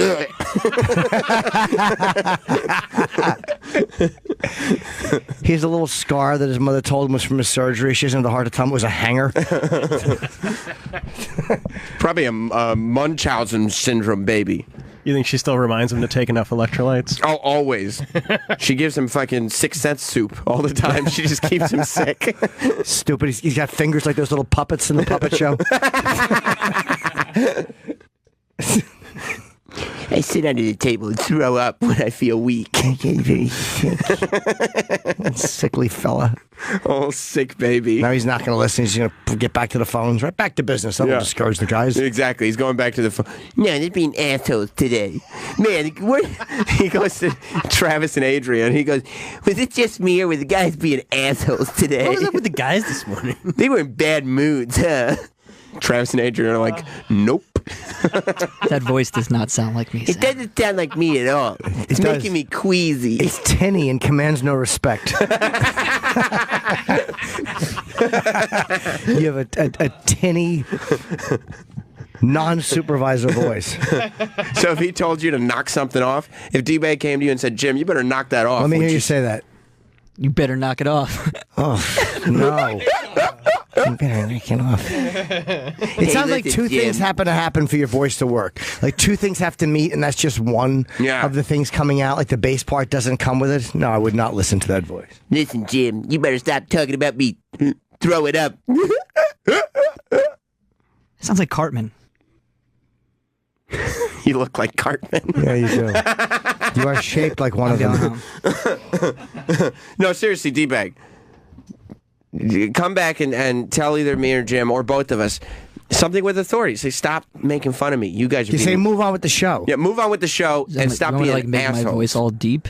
No, I want you to have a position of authority. Like when your girlfriend, you have a girlfriend, right? Yes. Oh, I know. When your girlfriend, when she starts like, when she gets a little bratty or whatever, I'm sure you guys have your disagreements. Have you had disagreements before? Slight disagreements. Sure. Normally about what? Your lack of melanin? She complains about me throwing up, and I tell her it's a medical thing. I can't go down there and lick it. I get very ill. It makes me queasy. The smell makes my stomach topsy-turvy. Topsy-turvy. So, like, what do you guys disagree about? Derek, it smells like puke in here again. Yeah, let's go with that. We fight about my constant vomiting. He has a little coffee can by the side of the bed to vomit in, so you have to walk to the bathroom. Derek, you know you always puke more than a coffee can full, and you never replace the coffee can. It's liquid vomit. Poor kid. What do you guys argue about? To be honest, we really don't argue often. I don't see her enough to argue with her, to be honest. Well, when you do have disagreements, you said you've had disagreements. When you do disagree, I just told you when I'm at Maria's party, Jess is like, "What the fuck are you doing? Ignoring me to talk to pretty girls like they want anything to do with you?" And I go, "Yeah, you're right. That's what we disagree about sometimes." Right. What's something she'll disagree with you about? Okay, I can give you an example. Okay. On Saturday, we were out with a few other couples at a Kill Me Now at a wine bar, and did you? Did I whine? Yeah. I finally feel safe. Yes. This place is great. And I got into like a little bit of like a political-ish heated conversation, and then she looked at me just like, "Why are you fucking doing this right now? Like, just have fun with our friends. Let's not talk about this kind of stuff." She doesn't like when you start voicing some of your more heated opinions. Yeah, it's just, I don't know, just like we're trying to have fun. Like, let's not go down that road. Well, who started it? You or the other person? The other person. They were just kind of like saying a bunch of stuff, and I was just like, "Oh, slow the fuck down. Like, we're being a little ridiculous here." What were they saying? I don't even. Yes, you do. I can't even fucking remember. Yes, you can.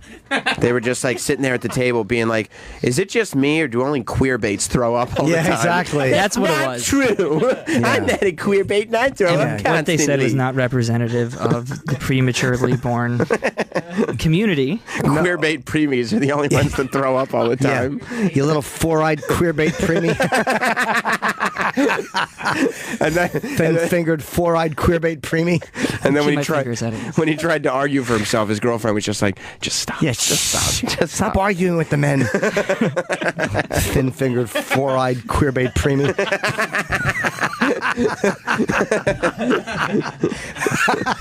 You think he might come across as a queer bait sometime? I think he comes along like a thin-fingered, four-eyed queer bait preemie. Someone suggests that we get a sick baby, an eye patch, and a diaper to wear. Yeah.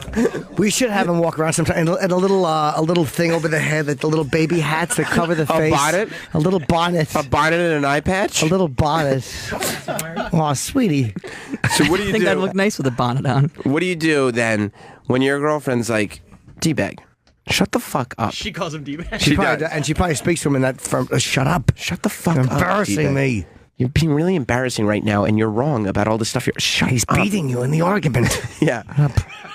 Like, do you ever get in the car and be like, look, you're not going to yell at her in front of people. Yeah. But maybe afterwards, because you don't like to be reprimanded, right? Like, you don't, that's not something a man. Do you ever get in the car and say, don't fucking treat me like that? Don't do that in front of people. Don't call me a thin-fingered, four-eyed queerbait preemie. Yeah. That's exactly how it goes, Jim. So, when you want to sound like you really mean something when you're talking to your girlfriend, what does it sound like? I'll make my voice real deep like this. No, you don't. We Yeah, started. yeah. You adopt a black scent? No, Exactly. I don't get a black You're not scent. Lou Rawls. Oh, let me tell you. Yeah, he tries to Barry White it up. So, now tell me, what was the other guy saying that you were arguing with? It was a girl, not a guy. But You got into a political argument with a girl? Oh, well, no. What's wrong with you? She was for abortion, and you're like, I was supposed to be one. I'm against it. What about my choice? Yeah, I was. He survived an abortion. Exactly. I wouldn't be here if that was right. Yeah. They're like, no, Derek, you were aborted. You just happened to survive. Yeah. My doctor, Kermit Gosnell. So what do you sound like? I don't know. Like for instance, okay, here, how about this one? I got nothing here. You want me to just say an authoritative sentence? No, I got you. I got you. Want me to do? No, you're right. You're right. I'll bring something up for you. Remember when you're right. No, you're right. This is my fault, so I'll make it easier. Remember when we were in Buffalo Wild Wings 2 weeks ago? Yeah. Remember? And great. and some of the guys were giving you. It was you and me and Troy and Adrian. Travis couldn't make it. Remember that? Yeah, Mr. Kwan was. Right, and you remember that you were getting a bit of a razzing? Yeah, he was razzing me, you know. And then you remember pulling my chain a little bit. The waitress came over and asked for everybody's orders, and Troy called you a pussy in front of the waitress. Yeah, I didn't like that. And remember, you got pissed because you thought that the waitress was going to go back. Yeah, I looked at him and I was like, "Can you not call me a fucking pussy in front of a stranger in a restaurant, please?" Oh, His eyebrows are all up. There you go. So Yeah. now, why did he call you a pussy? He's kind of a pussy, you know? No, Well, that's- what that's in that not moment accurate. sparked it? Oh.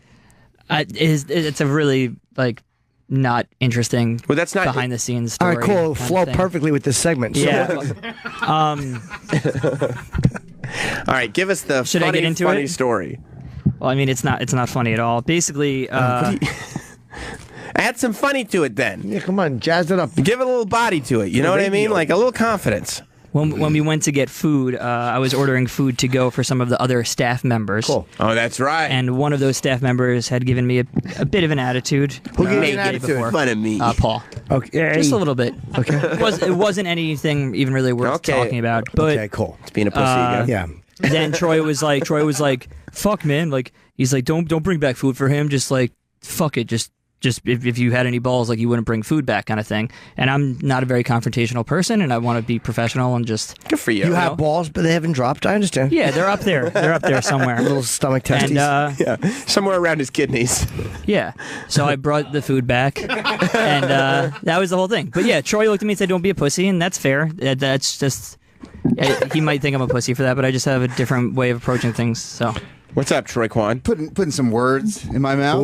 Was he? A little bit. And you don't stand for that shit, do you? No, so I figured if this is all out in the open, we Your might as well balls, talk about your it. balls Yeah. hang low, right? Oh yeah. Yeah, they do. I don't think I misquoted you, did No, I? you did. Okay, You okay. did because You know, I'm not being, let's- Troy, like, just take a deep breath, because you know confrontation makes D-Bag throw up.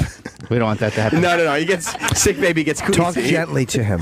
Yeah, sick baby gets queasy, so. So basically, what it was is D-Bag, and now this is out. You're the one that said it on the air. Okay. So he has a problem with Paul. Right. He doesn't like Paul. From Opie's show. Right. Right. Paul gives him attitude. Paul gives him a hard time. Right. About what? I don't really know. I mean, I don't have like a reason to dislike him. I just feel as though since this whole show switch thing has happened, that he's been unfriendly to me. Okay. And I just, I'm nothing but nice to him, and I try to be cordial and friendly. Keeps walking by looking at you, lucky devil. No, you walk in the room and like you say something to him, and he won't even like look up or make eye contact or acknowledge you or just. And you don't like things. that. I just try to be respectful to everyone I work with. And Plus, I mean, you're not used to not being acknowledged. When you were a baby, you were very well taken care of. Very well taken. I was vomiting all over the place. D-Bag's not friendly to everybody. I'd have to get my coffee secondhand in the fridge. That's right. Callously put in there. Plus, he looks at you like it's in the fucking fridge, dick. Exactly. Like, what do you? Why don't you have a tantrum about it? He doesn't like being ignored or dismissed. It's a He good does point. not. He So, Troy, does not. Him and Paul don't like each other. No, so they don't like each other. So D-Bag will say, oh, something will happen in the office, and he'll come back and be like, fucking Paul, this, that, and the other thing. And so... Because D-Bag's sensitive to being disrespected. Right. To not being... where Paul's not actually done anything major, right? Like, Paul's never done anything... He hasn't really said anything. No, he just hasn't. ignores you.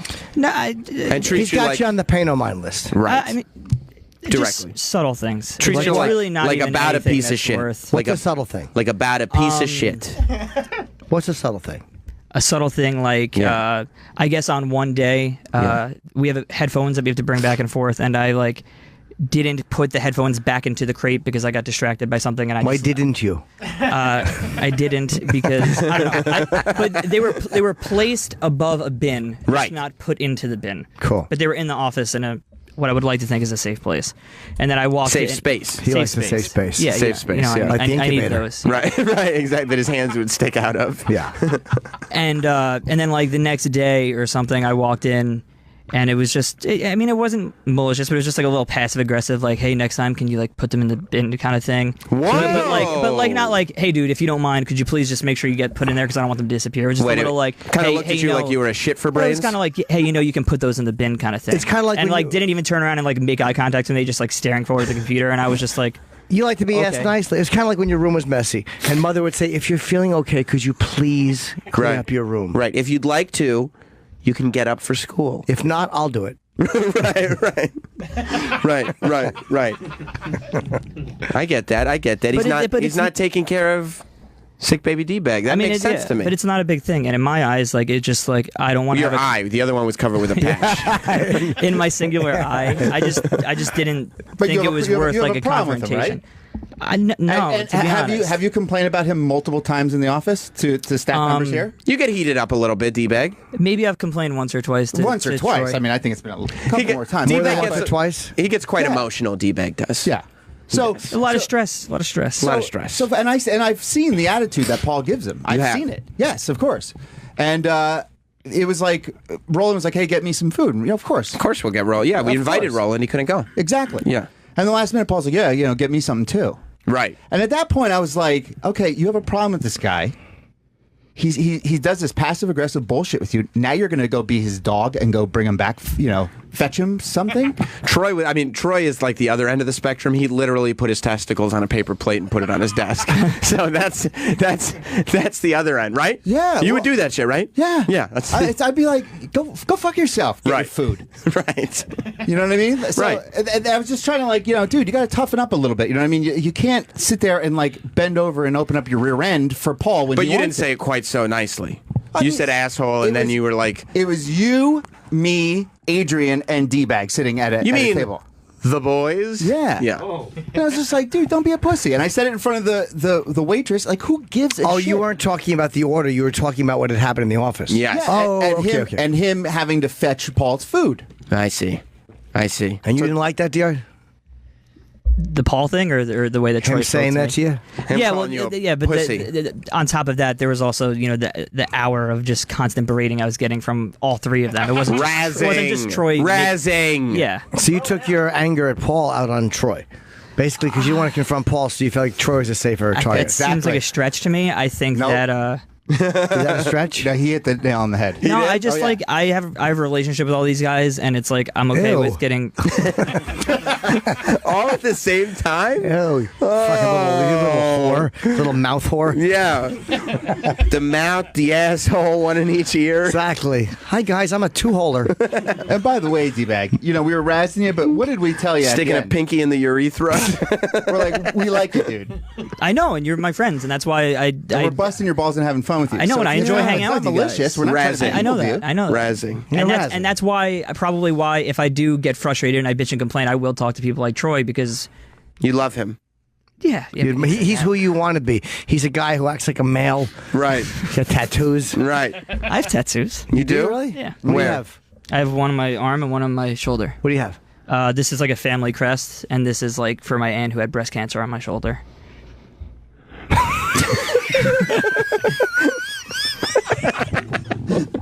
I'm laughing because Jim's laughing. I don't know what the tattoo is, so I'm only laughing at your explanation. What is the tattoo? Just her name? It's like angel wings, and it's got like it says overcome. You don't like that? No, I don't mind that. I think that's nice. I also got it when I was 16 years old. No, but the idea of overcome, it's just, you probably should have phrased it differently. Because you're thinking about my back and the phrasing. I see where you're going with this. Let me make the come on my back joke before you do. It's weird. It's weird. The tattoo says overcome, but there's come over it sometimes. They said a dyslexic did it. No, they said, how do you like your chicken? Yeah, that's why Troy was calling you a pussy, because you went to Buffalo Wild Wings and you were like, yeah, can I have the wings thrown in some cum? Overcome, please. Wings overcome. It's your favorite lunch. Wings overcome. And he just cuts a little piece of the wing and moves it around in his nice, delicious sauce. Like chicken tandoori. You ever have that D-bag? That's why the angel wings are there. Wings overcome. Exactly. That's what I'm saying. Yeah. You ever have that D-bag? No, I've never had cum and chicken. That's bullshit. Yeah, exactly. Instead of blue cheese, it dips them into some load. It's right. Your aunt too many calories. Your aunt was perfectly healthy when you got that tattoo. That was a tattoo dedicated to your favorite snack. Yeah, and you made it up. What's that about? Oh, it's about so-and-so. Yeah, you didn't even have an aunt. So what's the family crest? It says my last name, and then it says bag. Yeah. It says my last name and my stepfather's last name and my mother's maiden name because my parents are divorced and remarried, and then it just has like flags and like foliage. What are the flags? Are they white for surrender? Yes. That's his family flag. It's a bunch of white squares. Oh, D-bag. All right, buddy. You feel like we've learned some things? Sure. Yeah, I think so. But you didn't like Troy saying that to you in front of somebody. Listen, I love Troy, and I appreciate the sentiment. That's great. Did you hear what he just said? Well, you let me get my thought out, please. Well, let you get your thought out to the guy that you love. Yeah, what do you say when Troy's around? Oh, I'm going to come. And you get some wings out. What do women say when you're undressing? Oh, shit, this bitch got a dick.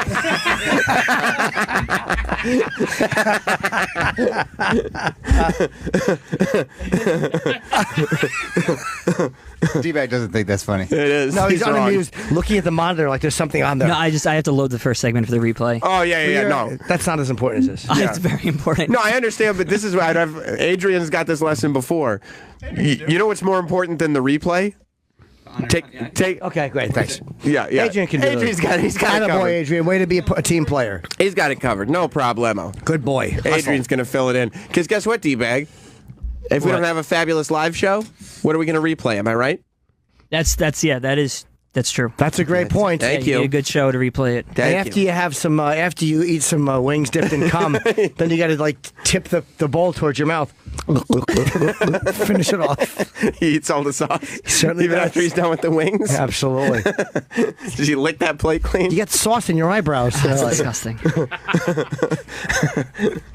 Oh, yeah, no. D-Bag got super fucking pissed. Yeah, he did, Troy was right? like, "You're a fucking pussy." And D-Bag goes, "Could you not do that in front of waitresses?" Then we pointed out that we didn't think that the servers at Buffalo Wild Wings were all getting together to have a conversation about what a pussy was sitting at You the didn't table. like being emasculated by a good-looking kind of alpha dude in front of a woman. Sure, yeah. Yeah, I understand. I don't think anyone would enjoy that. Yeah, I understand. But you have to fight back. You got to say to Troy, like, "Hey, don't fucking say that." Yeah. And you Well, have to that's wait what I till- did. This is what you should have been. You should have but I been mean like when the this. waitress is there. Keep that comment to yourself, handsome. Yeah, that's what you say. See, I am a pussy. Hey, I am what I eat. And look up at the waitress like, "Your cunt's next. Your cunt's next, honey."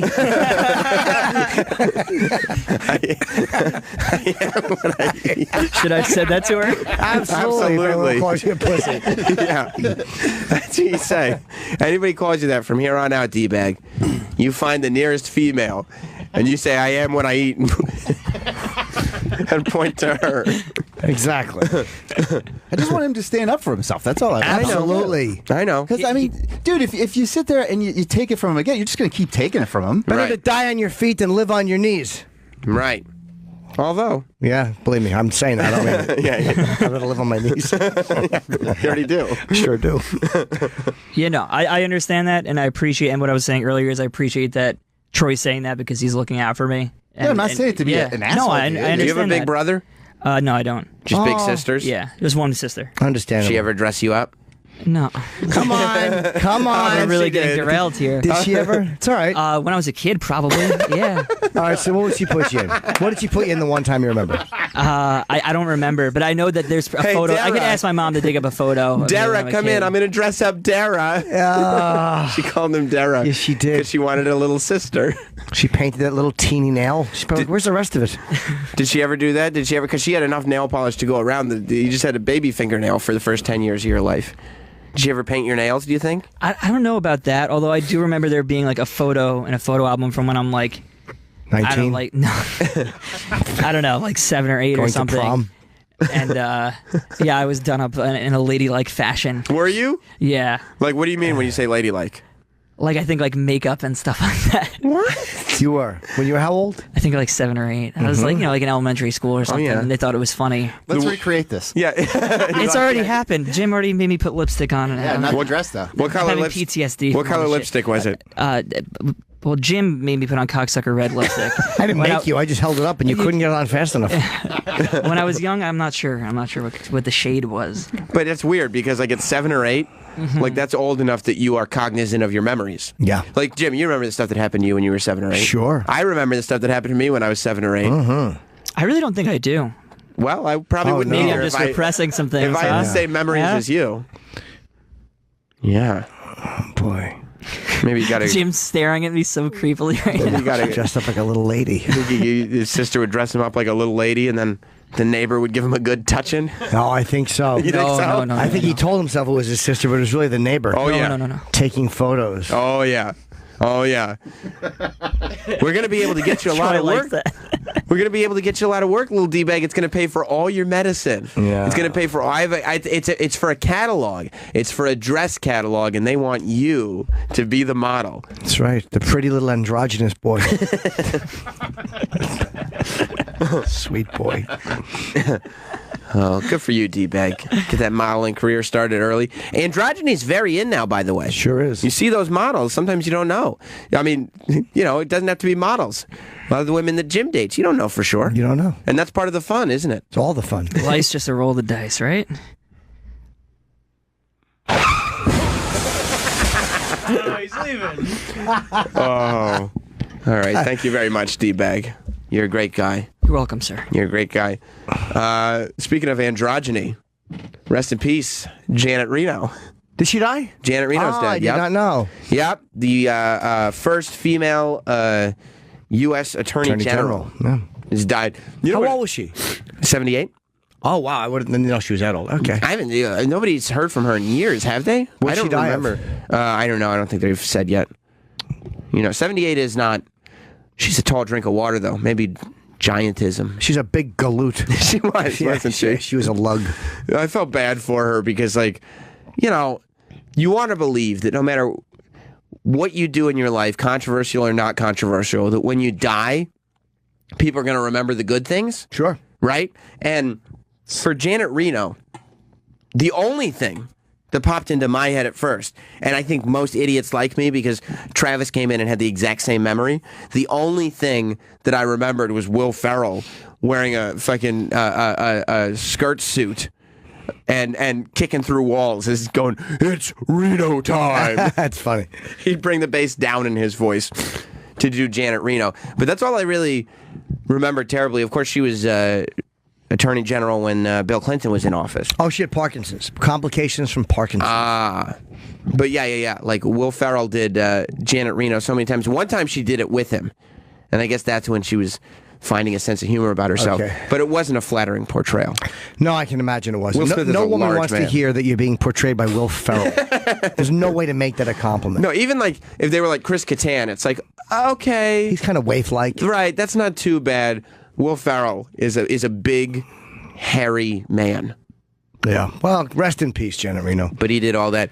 The part that really made me sad for her, though, was that not only were people remembering that, but I looked at trending topics this morning. And, of course, Janet Reno is trending because that news broke literally right before we went on the air.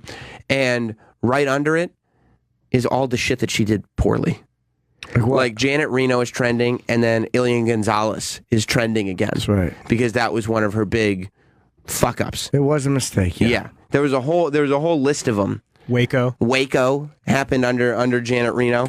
But that's the first thing that people like. I was looking at it, and all the people that I follow anyway were all on Twitter just going like, yes, Janet Reno has passed away. First female attorney general, and she was dog shit. Like everybody was just saying terrible things about her. Whitewater. Yeah, Whitewater happened under her. One of the administration's most recognizable and polarizing figures. Reno faced criticism early in her tenure for Waco for everyone. In the spring of 2000, Reno enraged everybody with Ilian Gonzalez. That was 2016 years ago. Years ago. That was a long time ago, but that's one of those photos that will just last forever. That was the kid being pulled away, right? Yeah, with the gun. gun. How did they let that photo out? With the gun in his face. Yeah. It's probably the least American photo, based on what America is supposed to be, that you could ever put out. Look at that fucking thing. You got terrible photo. A 7-year-old kid, however old he is, being in a closet, being held by his uncle or whoever, and an immigration guy has a big fucking rifle in his face. Yeah. It's crazy. Although they were returning the kid to the father. By gun. Probably the right thing to do. Yeah. I never cared, but it was a big national thing, and the way it was done, it was not done well. She had an unsuccessful run for Florida governor in 2002, but lost in a Democratic primary marred by voting problems. That sucks. When you have a national platform, like when you're the attorney general, and you're so unpopular that you can't go back to local elections and win, you know you're not well liked. Attorney General? Do you know Travis? I'm looking. Yeah, he's right there. 93. Yeah. She started in 93. She was a great reference for years of any masculine-looking woman or a big, goofy man. Janet Reno was a great reference. Oh, yeah. She was a wonderful comic foil. Everyone knows her face, and immediately the picture, people know exactly who you're talking about and what you're talking about when you reference her. Yeah. Everybody remembers her. Yeah, they all remember her. But it's not because... 93, 98, okay. Yeah, 93 to 98, she came in, yeah. But nobody remembers her for being... Nobody even remembers her for being the first female to do this job. What did she run for in 2002? Governor. Oh. In Florida. Jeb Bush beat her, or was he not governor then? I don't know. Probably. Maybe. No, but she lost in the primaries. She didn't even win the Democratic primaries. Oh, Democrat. Okay. Yeah. But everybody remembers her because she was a big, tall goof. Yeah. How tall is she? 6 foot. She's 6 foot, okay. She really came across as even taller. Just looking at some of the photos of Will Ferrell dressed like her. It's hilarious. He looks exactly like her. Well, she was a handsome lady, wasn't she? She really was. Like just a really, really smart haircut. Just a really proper, smart haircut. Let's find Will Ferrell dressed as her. Yeah. It was always. Oh, there he is in the back. That's right. Yeah. He never had a good time. Janet Reno always had. I don't know how you don't crack up fucking smiling after that. But I do remember thinking, like, Janet Reno looks far more feminine than next to Will Ferrell. You're so used to seeing Will Ferrell. Yeah. Although those fucking outfits that he wore were hideous. And they were her outfits. They were exactly the right outfits. What happens? What happens? She's almost, yeah. What happens to these women? How does that... Because she was married, I'm sure. Sure. I think with Janet Reno, though, it wasn't a case of she got older and she turned into Janet Reno. She was always Janet Reno. There was some man at home going, God damn, this dick is hard. I can't wait for Janet to get home so I can sink it into her. He loved her. Although, I mean, you're a guy. Like, if you Yes, found I out, am. If you found out Janet Reno had big feet... Oh, she did have big feet. There's no way she didn't. She's wearing a fucking crown in her prom picture. Let me see the She prom. looks like King Kong when they have him chained up. Wait. Do you mean the woman in King Kong that he grabbed? The very pretty I mean, lady? she looks like Kong when he's chained up being photographed in her prom picture. Oh, that's great. Poor Janet Reno. She's probably made fun of a lot growing up. Yeah. Just a large Well, woman. let's see that picture of the top right there. She was a very sturdy looking woman. She was a sturdy woman. She was sturdy. Oh, wouldn't you have hated to get yelled at by her? Oh, my God. No, I'd hate to get talked dirty to by her. Would you? Yeah. I don't know. Could you see yourself? Let me see that picture of her at the Grammys. On the red carpet. Up. Right there. Yeah. Oh, that's her Grammy outfit. She's got a long black skirt that reaches to the floor. And then she's got a very smart white blazer over a white shirt. Is that a blazer? Wow. I don't know. She looks Amish. Yeah. It looks like an Amish outfit. Yeah. I'm just here for the Grammys. Being judged by her appearance. With a pearl necklace on. Big galoot. But you wouldn't, if she was like, what if she wanted to do that? What if she wanted She has to... hair right there like fucking Herb Tarlick from WKRP in Cincinnati. No, I would not. You wouldn't let her discipline you and walk on your face? No. No, of course she had big feet. Big bunions, probably. Big everything. Big giant bunions. Do you think she had but she probably got pedicures and stuff like that, right? Doesn't matter. You don't think so? No. Too much work to be done there. Yeah. Oh, Who gave her Janet. pedicures? The Parks Department? I love that she's passed away, and all anybody will remember is that she was not great at her job and was a brute. Yeah. That's what people will remember her for. Oh, poor Janet Reno. That haircut is awesome. You like that haircut? Yeah. So she's wearing a 30-year-old man's wig on an older woman. She was doing Justin Bieber before Justin Bieber. Yeah. Except she trimmed the edges. She had a Justin Bieber bowl cut. Except it really looks like they used a bowl on her head. It's really bad. Just cut around it. Look at that. You think Bill Clinton fucked her just to say he did? Yes. You think he did just as like a goof? Yeah. Like, hey, Al, guess who I fucked last night? No. No fucking way, dude. I did it. She's a wild woman. Oh, Janet. God bless you. Via con Dios, 78 years old. The great Janet Reno. And Hillary now, they say the FBI has stuck with their decision. They said... Comey? She is, the exact same... Comey, yeah. I put him in my fucking hair. You heard what I said, Trav? Nope. So... Comey is it just looks like a fucking asshole, though. He looks like such a horse's ass on this. Why? Because all the Republicans think that he's an idiot and think that he's paid for. And they all think that this is right. They all loved him for a second. He at least had the Republican support when he reopened the investigation. Right. So if you remember, he reopened the investigation because while they were looking for pedophile shit on Anthony Weiner's computer, right, they found all of Hillary Clinton's emails. He goes... Not the 33,000, though, right? What do you mean? The 33,000 that were deleted? No, what? That's what they didn't know what they had. So they go, there's like 6,500 or 65,000, whatever it was. 650,000. 650,000. I made that mistake the first time, right? You were way off, yeah. 650,000 emails, they said, were on the computer. And we're all going, it's going to take him forever to go through all this. Right. Well, and the Republicans are like, fuck yeah, we're going to get Hillary this time. Comey comes out yesterday And he goes, yeah, looks like we went through them, and we are good to go. There is nothing bad in there. Well, maybe a lot of these are probably ones that they've looked at already. That's what they said. They said they were pretty much all duplicates and blah, blah, blah. So maybe there really was nothing to find.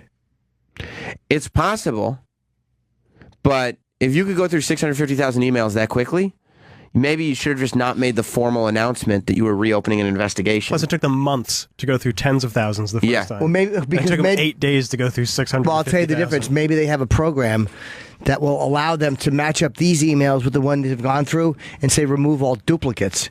So maybe they realized 75% of these we went through already. So now we have 25% to go through, and there was a way to do that but very still, fast. like 25%, even if most of them are duplicates. Even they're not all going to be duplicates because there's way more emails on that computer than there were in the initial batch. Well, maybe I don't know how many were and how many weren't. There's how no, they determined. There's no. Yeah, they must have some algorithm or something that's determined it because there's no way they actually went through all the emails. Yeah, I mean, even 25% is 162,000. Right.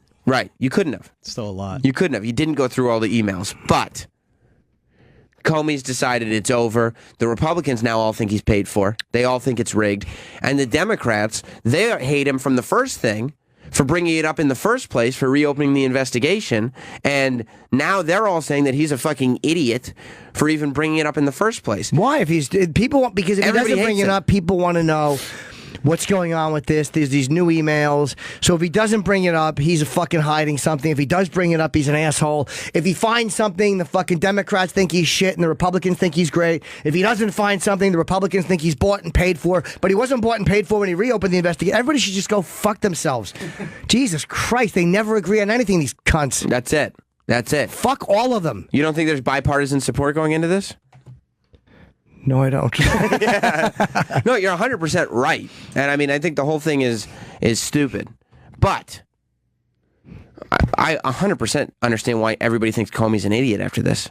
He didn't play it well at all. I don't know what he was supposed to do. Well, look, you open up the initial investigation. Sure. Then you make your statement, which is everything that Hillary said was a lie. However, we're not filing charges. And you go, what? Nobody understands what's going on because they go, okay, Hillary's not guilty. No. The stuff that she said she wasn't doing, she was doing. But we're not going to do a criminal thing. Was it because they couldn't find anything that was truly highly sensitive or classified? And again, I'm asking. They found at least three emails, right, that were classified. And that Hillary said there weren't any. She was definitely mishandling classified information. I have no doubt. And now they're saying the maid was printing them out. Yeah, they're saying the maid, Hillary Clinton's maid, was printing out classified emails and then going and getting them for her. Now, the issue there is that the maid definitely was reading them because I would read classified emails out of a printer. Of course. I don't know about that. Why? Because she doesn't know they're classified. She's just going to print this. I would read the emails. If fucking Hillary Clinton is like, could you grab my emails out of the printer? I'd be like, number one, what the fuck are you printing emails for? Do you know how much of it is so she could read them? Probably. She probably doesn't like reading on a monitor. I get that. You think she got old peepers? Yeah, she probably wants to make notes on them and stuff. But the bottom line is, when you print 1,000 emails for somebody, and half of them are boring, looks like Netanyahu, like bland shit. Most of them are probably, even classified ones are probably not like, we figured out 9/11. It's probably boring stuff that are classified because in a greater context they give something away. You know what I mean? Former ambassador James said that indeed the travel route could be considered dangerous. Like, just shit like, ugh. But across the board, if you don't have rules across the board, strict classified information rules, then what are you classifying information for? What's the point of giving it a classification of classified? The point I'm saying is that if you're a maid reading them, you're probably not finding any interest in them. Probably. So that's why you wouldn't read them. But you're not making the laws on probably. Like you're opening yourself up to vulnerability. No, I get why the laws are there. I'm not saying that they shouldn't be there, and I'm not saying what she did was careless. Right. It was very careless. Yes. And I'm not saying the maid didn't read them. So you're saying that the result of it isn't anything. What we're talking about is a situation where something bad could have happened. Possibly could have. I'm saying in this particular case, I don't give a fuck. Right. And I did at one point, but now that, again, the FBI the second time has said there's nothing to find, like, I don't know what would they like to happen. Like, who do they want to look at these emails, or what would they like to see happen? I think that they would like, they feel that transparency is not there in the sense that now, like Hillary is, the fact that Hillary was lying about the emails from the beginning. They're both fucking full of shit. He won't release his taxes. Her with the emails. Fuck them both. But Hillary's lying about the emails from the... But Hillary's whole thing that she's running on is that Donald Trump is evil. Donald Trump is bad. Yes. You have to vote for me because I'm not Donald Trump. If it were anybody besides Donald Trump running for president, Hillary Clinton would be in a lot more trouble. I agree. But she's supposed to be this thing that isn't this thing. Right. And there isn't a lot going on. All of Donald Trump's negatives are being pretty clearly displayed. They are, except for the big one, which is the taxes. That's a big one. That means a lot to me as a person that my fucking guy running for president won't release his taxes. Right. I don't care why. I don't want to hear it. I don't give a fuck why he won't do it. Especially because he's the guy who was going to town on the fucking birther shit. Yeah. And on the birth certificate yes, stuff. And he's taken... I think he's declared bankruptcy before and said, well, I've used these laws. It's like, I think that we have the right to know. I don't know how that's not mandatory. Yeah, I always thought it was. I did too. But maybe it's not mandatory if you're getting audited. And he said, well, once I'm done being audited. The IRS has said he's allowed to. He can. If he wants to. And he's like, I've chosen to decline their invitation. I really am tempted to vote for Gary Johnson, even though I think he's a fucking fool. That's what I told you. Same thing I was saying, because they're both so hateable, and hopefully if enough people do it, he ain't winning. But if enough... But you know what? Dave Smith put out a good video about why voting isn't the big deal that people make it out to be. And like, Ross Perot got a lot of votes. 17% if I'm going by memory. And it didn't change anything. It did change something. Of course it did. What did it change? It got Clinton elected. It cost George Bush the election. But I see what you're saying. It didn't change anything in terms of looking at a third party. Well, that was because I don't know why there was no follow-up the next time. It just became business as usual. Right. What would have to happen is, and this one is different too because Trump is there as opposed to the incumbent and the old governor of Arkansas. That's true. There's a big difference in the fact that this is Trump that is a massive fucking shock to everyone that he's almost the president. Right. So I think the fact that if Trump will get votes between him and if Gary Johnson or any third party gets a decent showing, even if it's just 10%, that people go, wow. So you're saying that because you're adding Trump to it as well, it's a completely different thing. Everybody's going outside the system. People are showing that they are. Donald Trump to me is a great way of people are going, everyone is so sick and tired of what's been happening. Right. And if Gary Johnson does a fairly decent showing after what an abomination he fucking turned out to be, and and he's losing his mind if you see him in interviews. He's great, handling it terribly. He's probably not the right choice. No. So it annoys me that the libertarians think that this is the fucking savior. Right. Yeah. That's the other thing. Like, you would think the libertarians had all the time in the world. Get your shit together, you dopes. How could you not? When you see, Hillary Clinton's going to be the Democratic nominee. That was never a question. And you see what's going on in the Republican Party. Like, very early on, it was clear that Donald Trump was way more popular than he should have been. The fact that they didn't, at that moment, say, we need to find the best libertarian candidate that we can possibly find, it's crazy. Maybe he was the best, but he falls apart under the pressure. Maybe the pressure wasn't... A lot of guys do well until a certain amount of pressure hits them and then they just fucking collapse. Maybe he's one of those guys. Now they're saying, like, a couple years ago, Gary Johnson was at a debate and faked a heart attack. Did you read that story? I did not. Yes. I saw that video. Oh, no, he was watching Sanford and Son. He yelled, Elizabeth!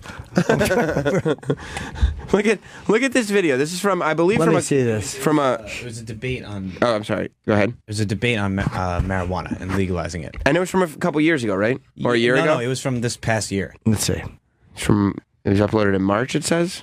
Go on now.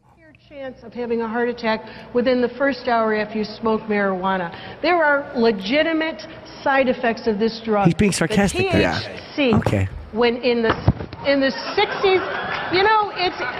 I think the governor has had great fun with his humor, but this isn't a funny. It isn't. Oh, funny. shut up, you fucking stick in the mud lady.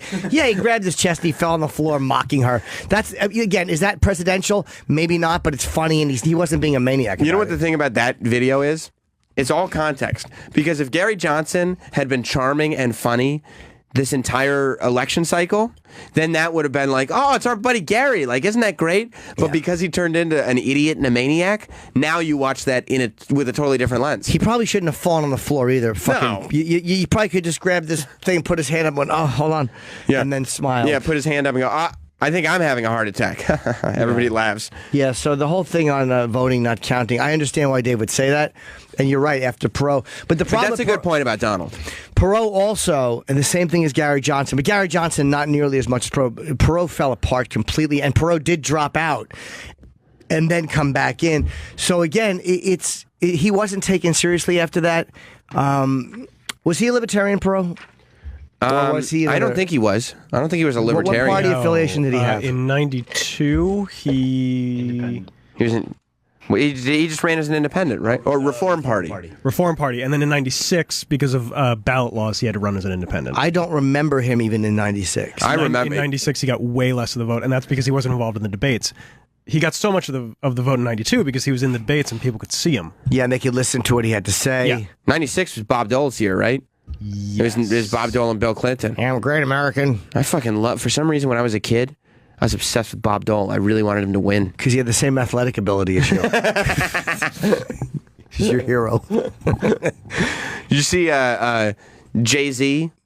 I heard he fucking, fucking drop the N-bomb at a Hillary rally? No, he was doing, it's gone so far out of context because Donald is like acting like that's what happened.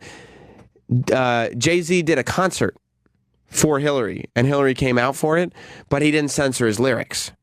But it was his songs. Like, Jay-Z was performing his songs. You know what? Hey, look, the fucking left lives by those rules of we're gonna kill you for what you say. They should die by them too. If a fucking comic was up there and said the word nigger in a joke, even if it was a joke he'd been doing, Hillary would make a statement. She's outraged. She can't believe it. Stop it. But he was performing good Jigga. What's my motherfucking name? Cool. And who you rolling with, huh? Does he drop an N-bomb? Many times. Good. Many then times. how about this? Then how about Hillary makes a statement about that? Yeah. If not, then shut the fuck up about it every time. This was Donald's statement about that. Yeah. Jay-Z to fill up arenas, you know. Hang on, go back from the beginning because that's a great quote. That's a great quote. And we don't need Jay-Z to fill up arenas, you know. We do it the old-fashioned way. We do it the old-fashioned way, folks. We fill them up because you love what we're saying and you want to make America great again. That's about it. And I actually like Jay-Z, but you know the language last night. Oh. What an asshole. Oh. I was thinking, maybe I'll just try it. Should I use that language for one of that? I would say yes. Can you imagine if I said that? So he used every word in the book.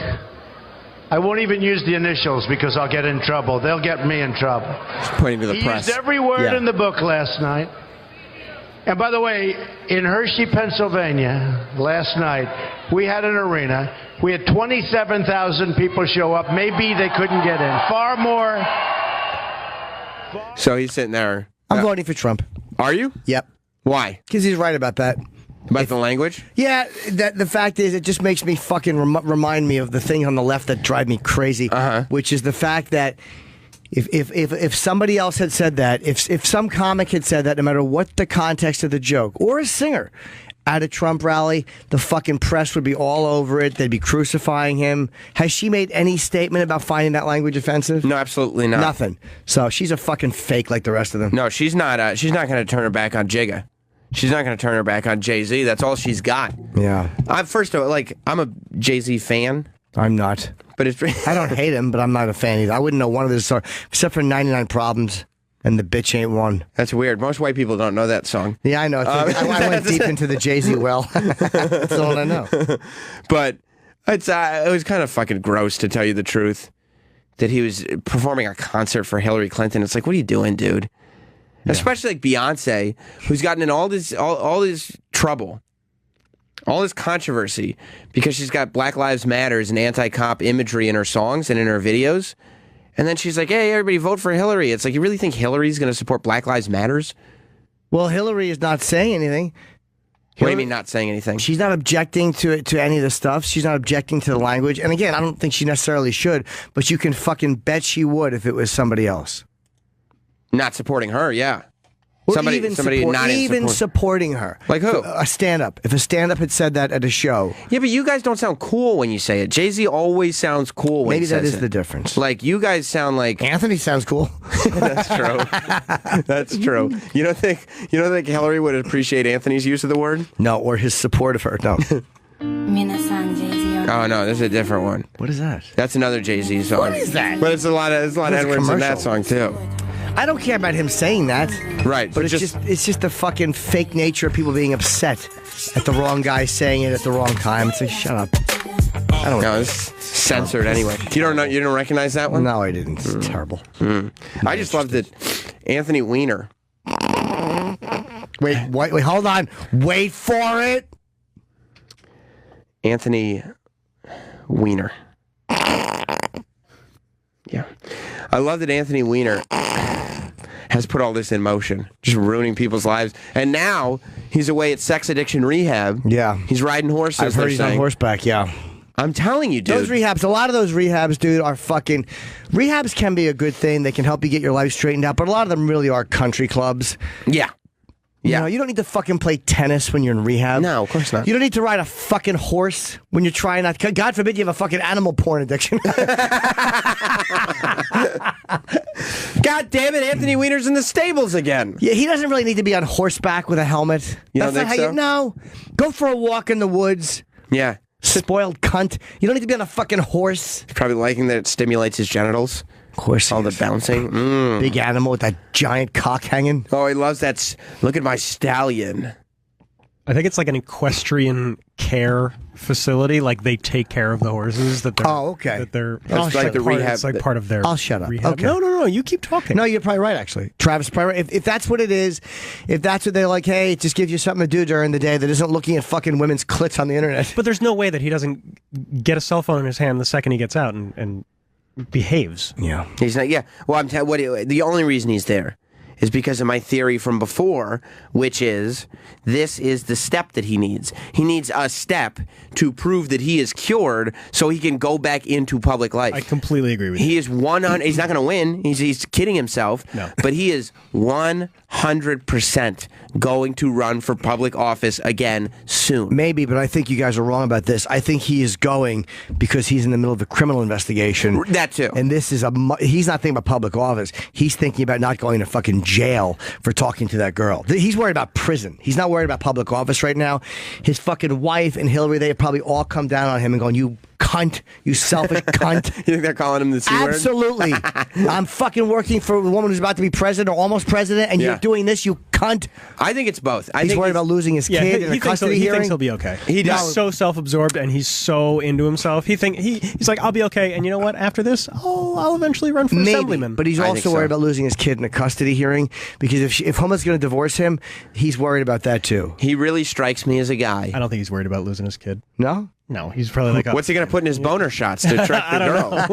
It's my little pussy bait here. I really think he's a guy that just walks around assuming that he's smarter. I still, to this day, think that he truly believes he is smarter than everybody, and he's going to outsmart his way, through these charges.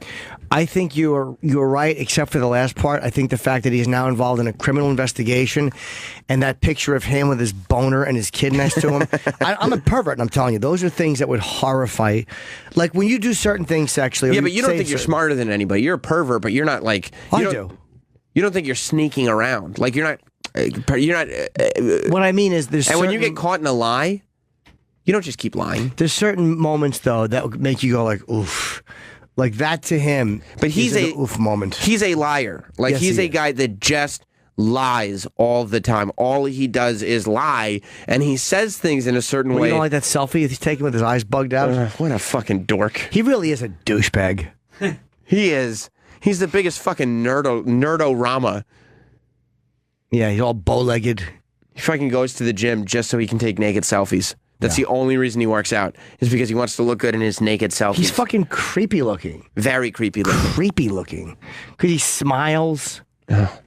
He's just always got sex running through that brain of his. Yeah. He's always thinking, wow, is that his wife right there? Go to the middle one. She's a pretty lady, man. Huma's pretty. She's really attractive. Yeah, yeah.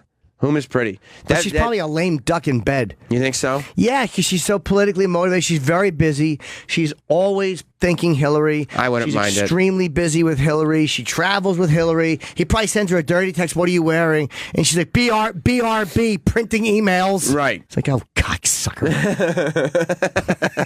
God damn it. Trying to jerk. Or he gets her on the phone. All right. And all of a sudden, she's like, all right, gotta go. I can't imagine having that much stress to be that sexed up all the time. I'd be fine with Huma. I'd say, Huma, if you can give me 7 minutes once or twice a week. Does it really only take you 7 minutes to fuck? 7 minutes. That's all it takes. We did it, I think, twice in L.A. in the hotel. 7 minutes. Did you really? Doesn't take long. How did it start? Jess came home from work, and she, like, kissed me and gave me a hug. And I got a little more handsy with the hug. And then we went into Yeah. Went for the ass grab, titties, the whole thing. Were you horny? I wasn't before, but then once I started grabbing, I was. So you don't mind you don't mind if she just comes home from work? Oh, no, not at all. Okay. Yeah, not at all. Okay, so you're grabbing, and then you decide. Real sexy. I'm tired. Hi. Been in the hotel for hours waiting. Let me give you a squeeze. A little squeeze. Yeah, no. Do you talk dirty to her? Do you say anything dirty? No. No, there's not a lot of dirty talk. So then it's only 7 minutes, you know? You peeled her clothes off, went to the bedroom. No, I mean, it's a hotel. So you it's all went to the bed, right. No, I didn't peel her clothes off. She took her clothes off. I took my clothes off. Then you go to the bed. Yeah. And then you kiss more? Kiss. Deep kisses? Yeah. Or pecks? Deep kisses. Okay. And then you penetrate. Do you put your penis in her mouth? Not that time. I have. Good boy. I will. Okay, fair enough. Do you give her oral? Yeah, sure. All right. Did you that time? No. Okay. No. There's no reason for it. It might have been shorter than 7 minutes, actually, because we skipped that step. It's probably more like, probably 6. What position? I was standing.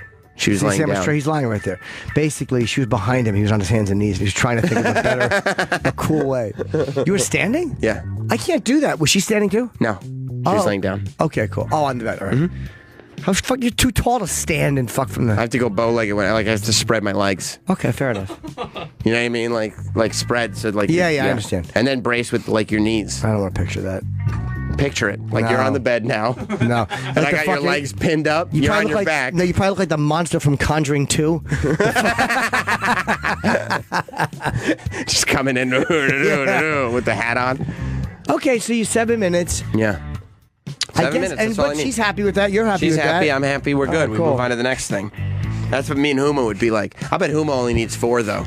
I'd give Huma a good 4. And then we're good. Move on to the next thing. What do you say when you're about to come? Nothing. She can tell. How? I get harder. Oh. Yeah. Yeah. So she knows. What do you do after you come? If I can go you just go wipe up? Yeah, throw a fucking towel at her face. No, and then, we just take a breath. I exit. We clean. That's it. You Brexit. Keep it topical. That's all you need. Okay. That's all you need, bro. We gotta take a break. Unless you have more questions. I'm not trying to avoid, but plenty. That was fine. We're gonna run out of show. Twice. Huh? Fucking stud. Yeah. Twice. Kids all cuck. That's right. That's right. Kids all cuck. We're gonna take a break and wrap the show up after this. Sam Roberts. Don't forget, we had a lot of fun shows out in L.A. We certainly did. With some really great guests. Dan Harmon, Bill Burr, Jerry Shepardini, Lyle Chipperson. Jerry Shepardini was not there. You can listen to all of them, I believe, on SiriusXM On Demand. If you got the little app, you can binge. You can give yourself a little Jim Norton and Sam Roberts marathon today. Yeah. So listen to all the LA shows. We'll also have video probably going up of all that stuff. Probably my favorite moment was the Bill Burr, Bob Kelly story. Of course. But it was great, right? Yeah. All that stuff will go up this week, as the days go by, as they tend to do. You can follow us all over the place. Twitter, Instagram, Facebook, Snapchat, YouTube to get updated on everything and when it goes up at Jim and Sam Show. That's Jim and Sam Show. If you want. And thank you to all the people who came out to the show and gave the show such a nice support. I mean our show by the way they responded to it, and they seemed very happy to see Sam there. Yeah, it was nice. It was nice. And it was very cool to see, so we're glad that you're all supporting us as much as you are. And we're going to find a place for a live show. Yes. So check us out if you want to come see us live. We'll let you know where. I'm going to come into Fort Lauderdale next week, I think the 17th, 18th, 19th. And then I have Saratoga Springs, Thanksgiving weekend. Hartford, Connecticut after that. Doylestown, PA. And then I shoot my special here in New York, December 17th. So I'm very booked until then. And then take some time off. You like coming to work with the sun way up now, or did you always come to work with the sun up? It was always bright. I don't care about daylight savings. I think it's fucking ludicrous. It's so stupid, right? So stupid. How can we be? I was thinking about this. We're living in a world where there's actually a conversation as to whether or not it's fair to have bathrooms labeled male or female, but nobody's just decided to eliminate daylight savings. Well, I understand why they did it for years. I know why they do it. It's for the farmers. But they don't do it for farmers anymore. Well, there's still farmers, but I still think it's dumb. We don't need to do it. We don't need to do it at all. Tell the farmers just to get up earlier. Exactly. And to everybody, get up earlier, apple picker. Right. And to everybody that enjoyed an extra hour of sleep on Saturday night. It was nice. Yeah, it was nice, but we wouldn't have had to lose one earlier this year. Derek, I hear you're not happy. Is it true? I've heard Derek is not happy. I heard he's not happy because he doesn't like that the word has gotten out that he and Paul are not on the best of terms. That's the rumor. I'm not like tragically upset. It's just a non-issue. It's really not. Was it a non-issue? Because there's tragically upset, and I'm hearing he's not happy. There's a non-issue, and then there's a lot of middle ground there. Yeah, sure. No, I'd prefer for there just not to be like some like awkward tension. But don't you think? Yeah, it's really not a big thing. The awkward tension lies in you being mistreated. If you don't say anything about it, then the tension just stays with you. Yeah. As opposed to putting it out there. Your thumb looks like a peeled almond. It feels like one. I don't know if you know this about me, D-Bag. I would very rarely let tension go unsaid. Absolutely. And you know why? Why is that? Because why would I just... Because you feel every bit of the tension, don't you? Sure you do. Of course you do. That's why you're running around yelling at people at Buffalo Wild Wings. Screaming. You feel all the tension. Yeah, very upset. So... It really hasn't been weighing on me. It was that day. Yeah, for a bit. For a bit. So, instead of just holding on to it... Yep. You put it out there. Do something. Say, yeah, exactly. Do something. Exactly. You put it out there, and all of a sudden, it's not you just carrying the tension around. The whole world feels your wrath, D-Bag. That's right. The wrath of D-Bag. All right, you get home, and you make sure your mom gives you your medication so you don't throw up tomorrow He was in the morning. bathroom. I knew he was upset because he went to the bathroom. He threw up? Yes, he did. I could see his little shoes. Oh. I wasn't throwing up. I was doing something else. Making a little poo, a little wet poo. It wasn't little. Do you get poopies when it gets tense on the air? Yes, he does. His little tummy goes. He starts having to deal with problems and he gets poopies. Yeah, little shits. Oh, and he was like, "Oh no, guys, we have to stop talking about this, or I'm going to poopy in my pants." Tummy's. Yeah. Oh, you know what that noise means? What does that noise mean, D-Bag? Poopies time. Sick baby D-Bag has to make a poopy. Is that right? I'll bet you fucking little sick baby D-Bag takes parasite shits. They look like fucking like long parasitic worms. Oh yeah. Oh yeah. Good parasite dump. It's disgusting, Poor D-Bag. kid. Take care of yourself, okay? All right. We got a lot of stuff going on, and we're going to do it tomorrow, because that's when we'll see you. Yeah, we got to go. We'll see you tomorrow. Goodbye, everybody.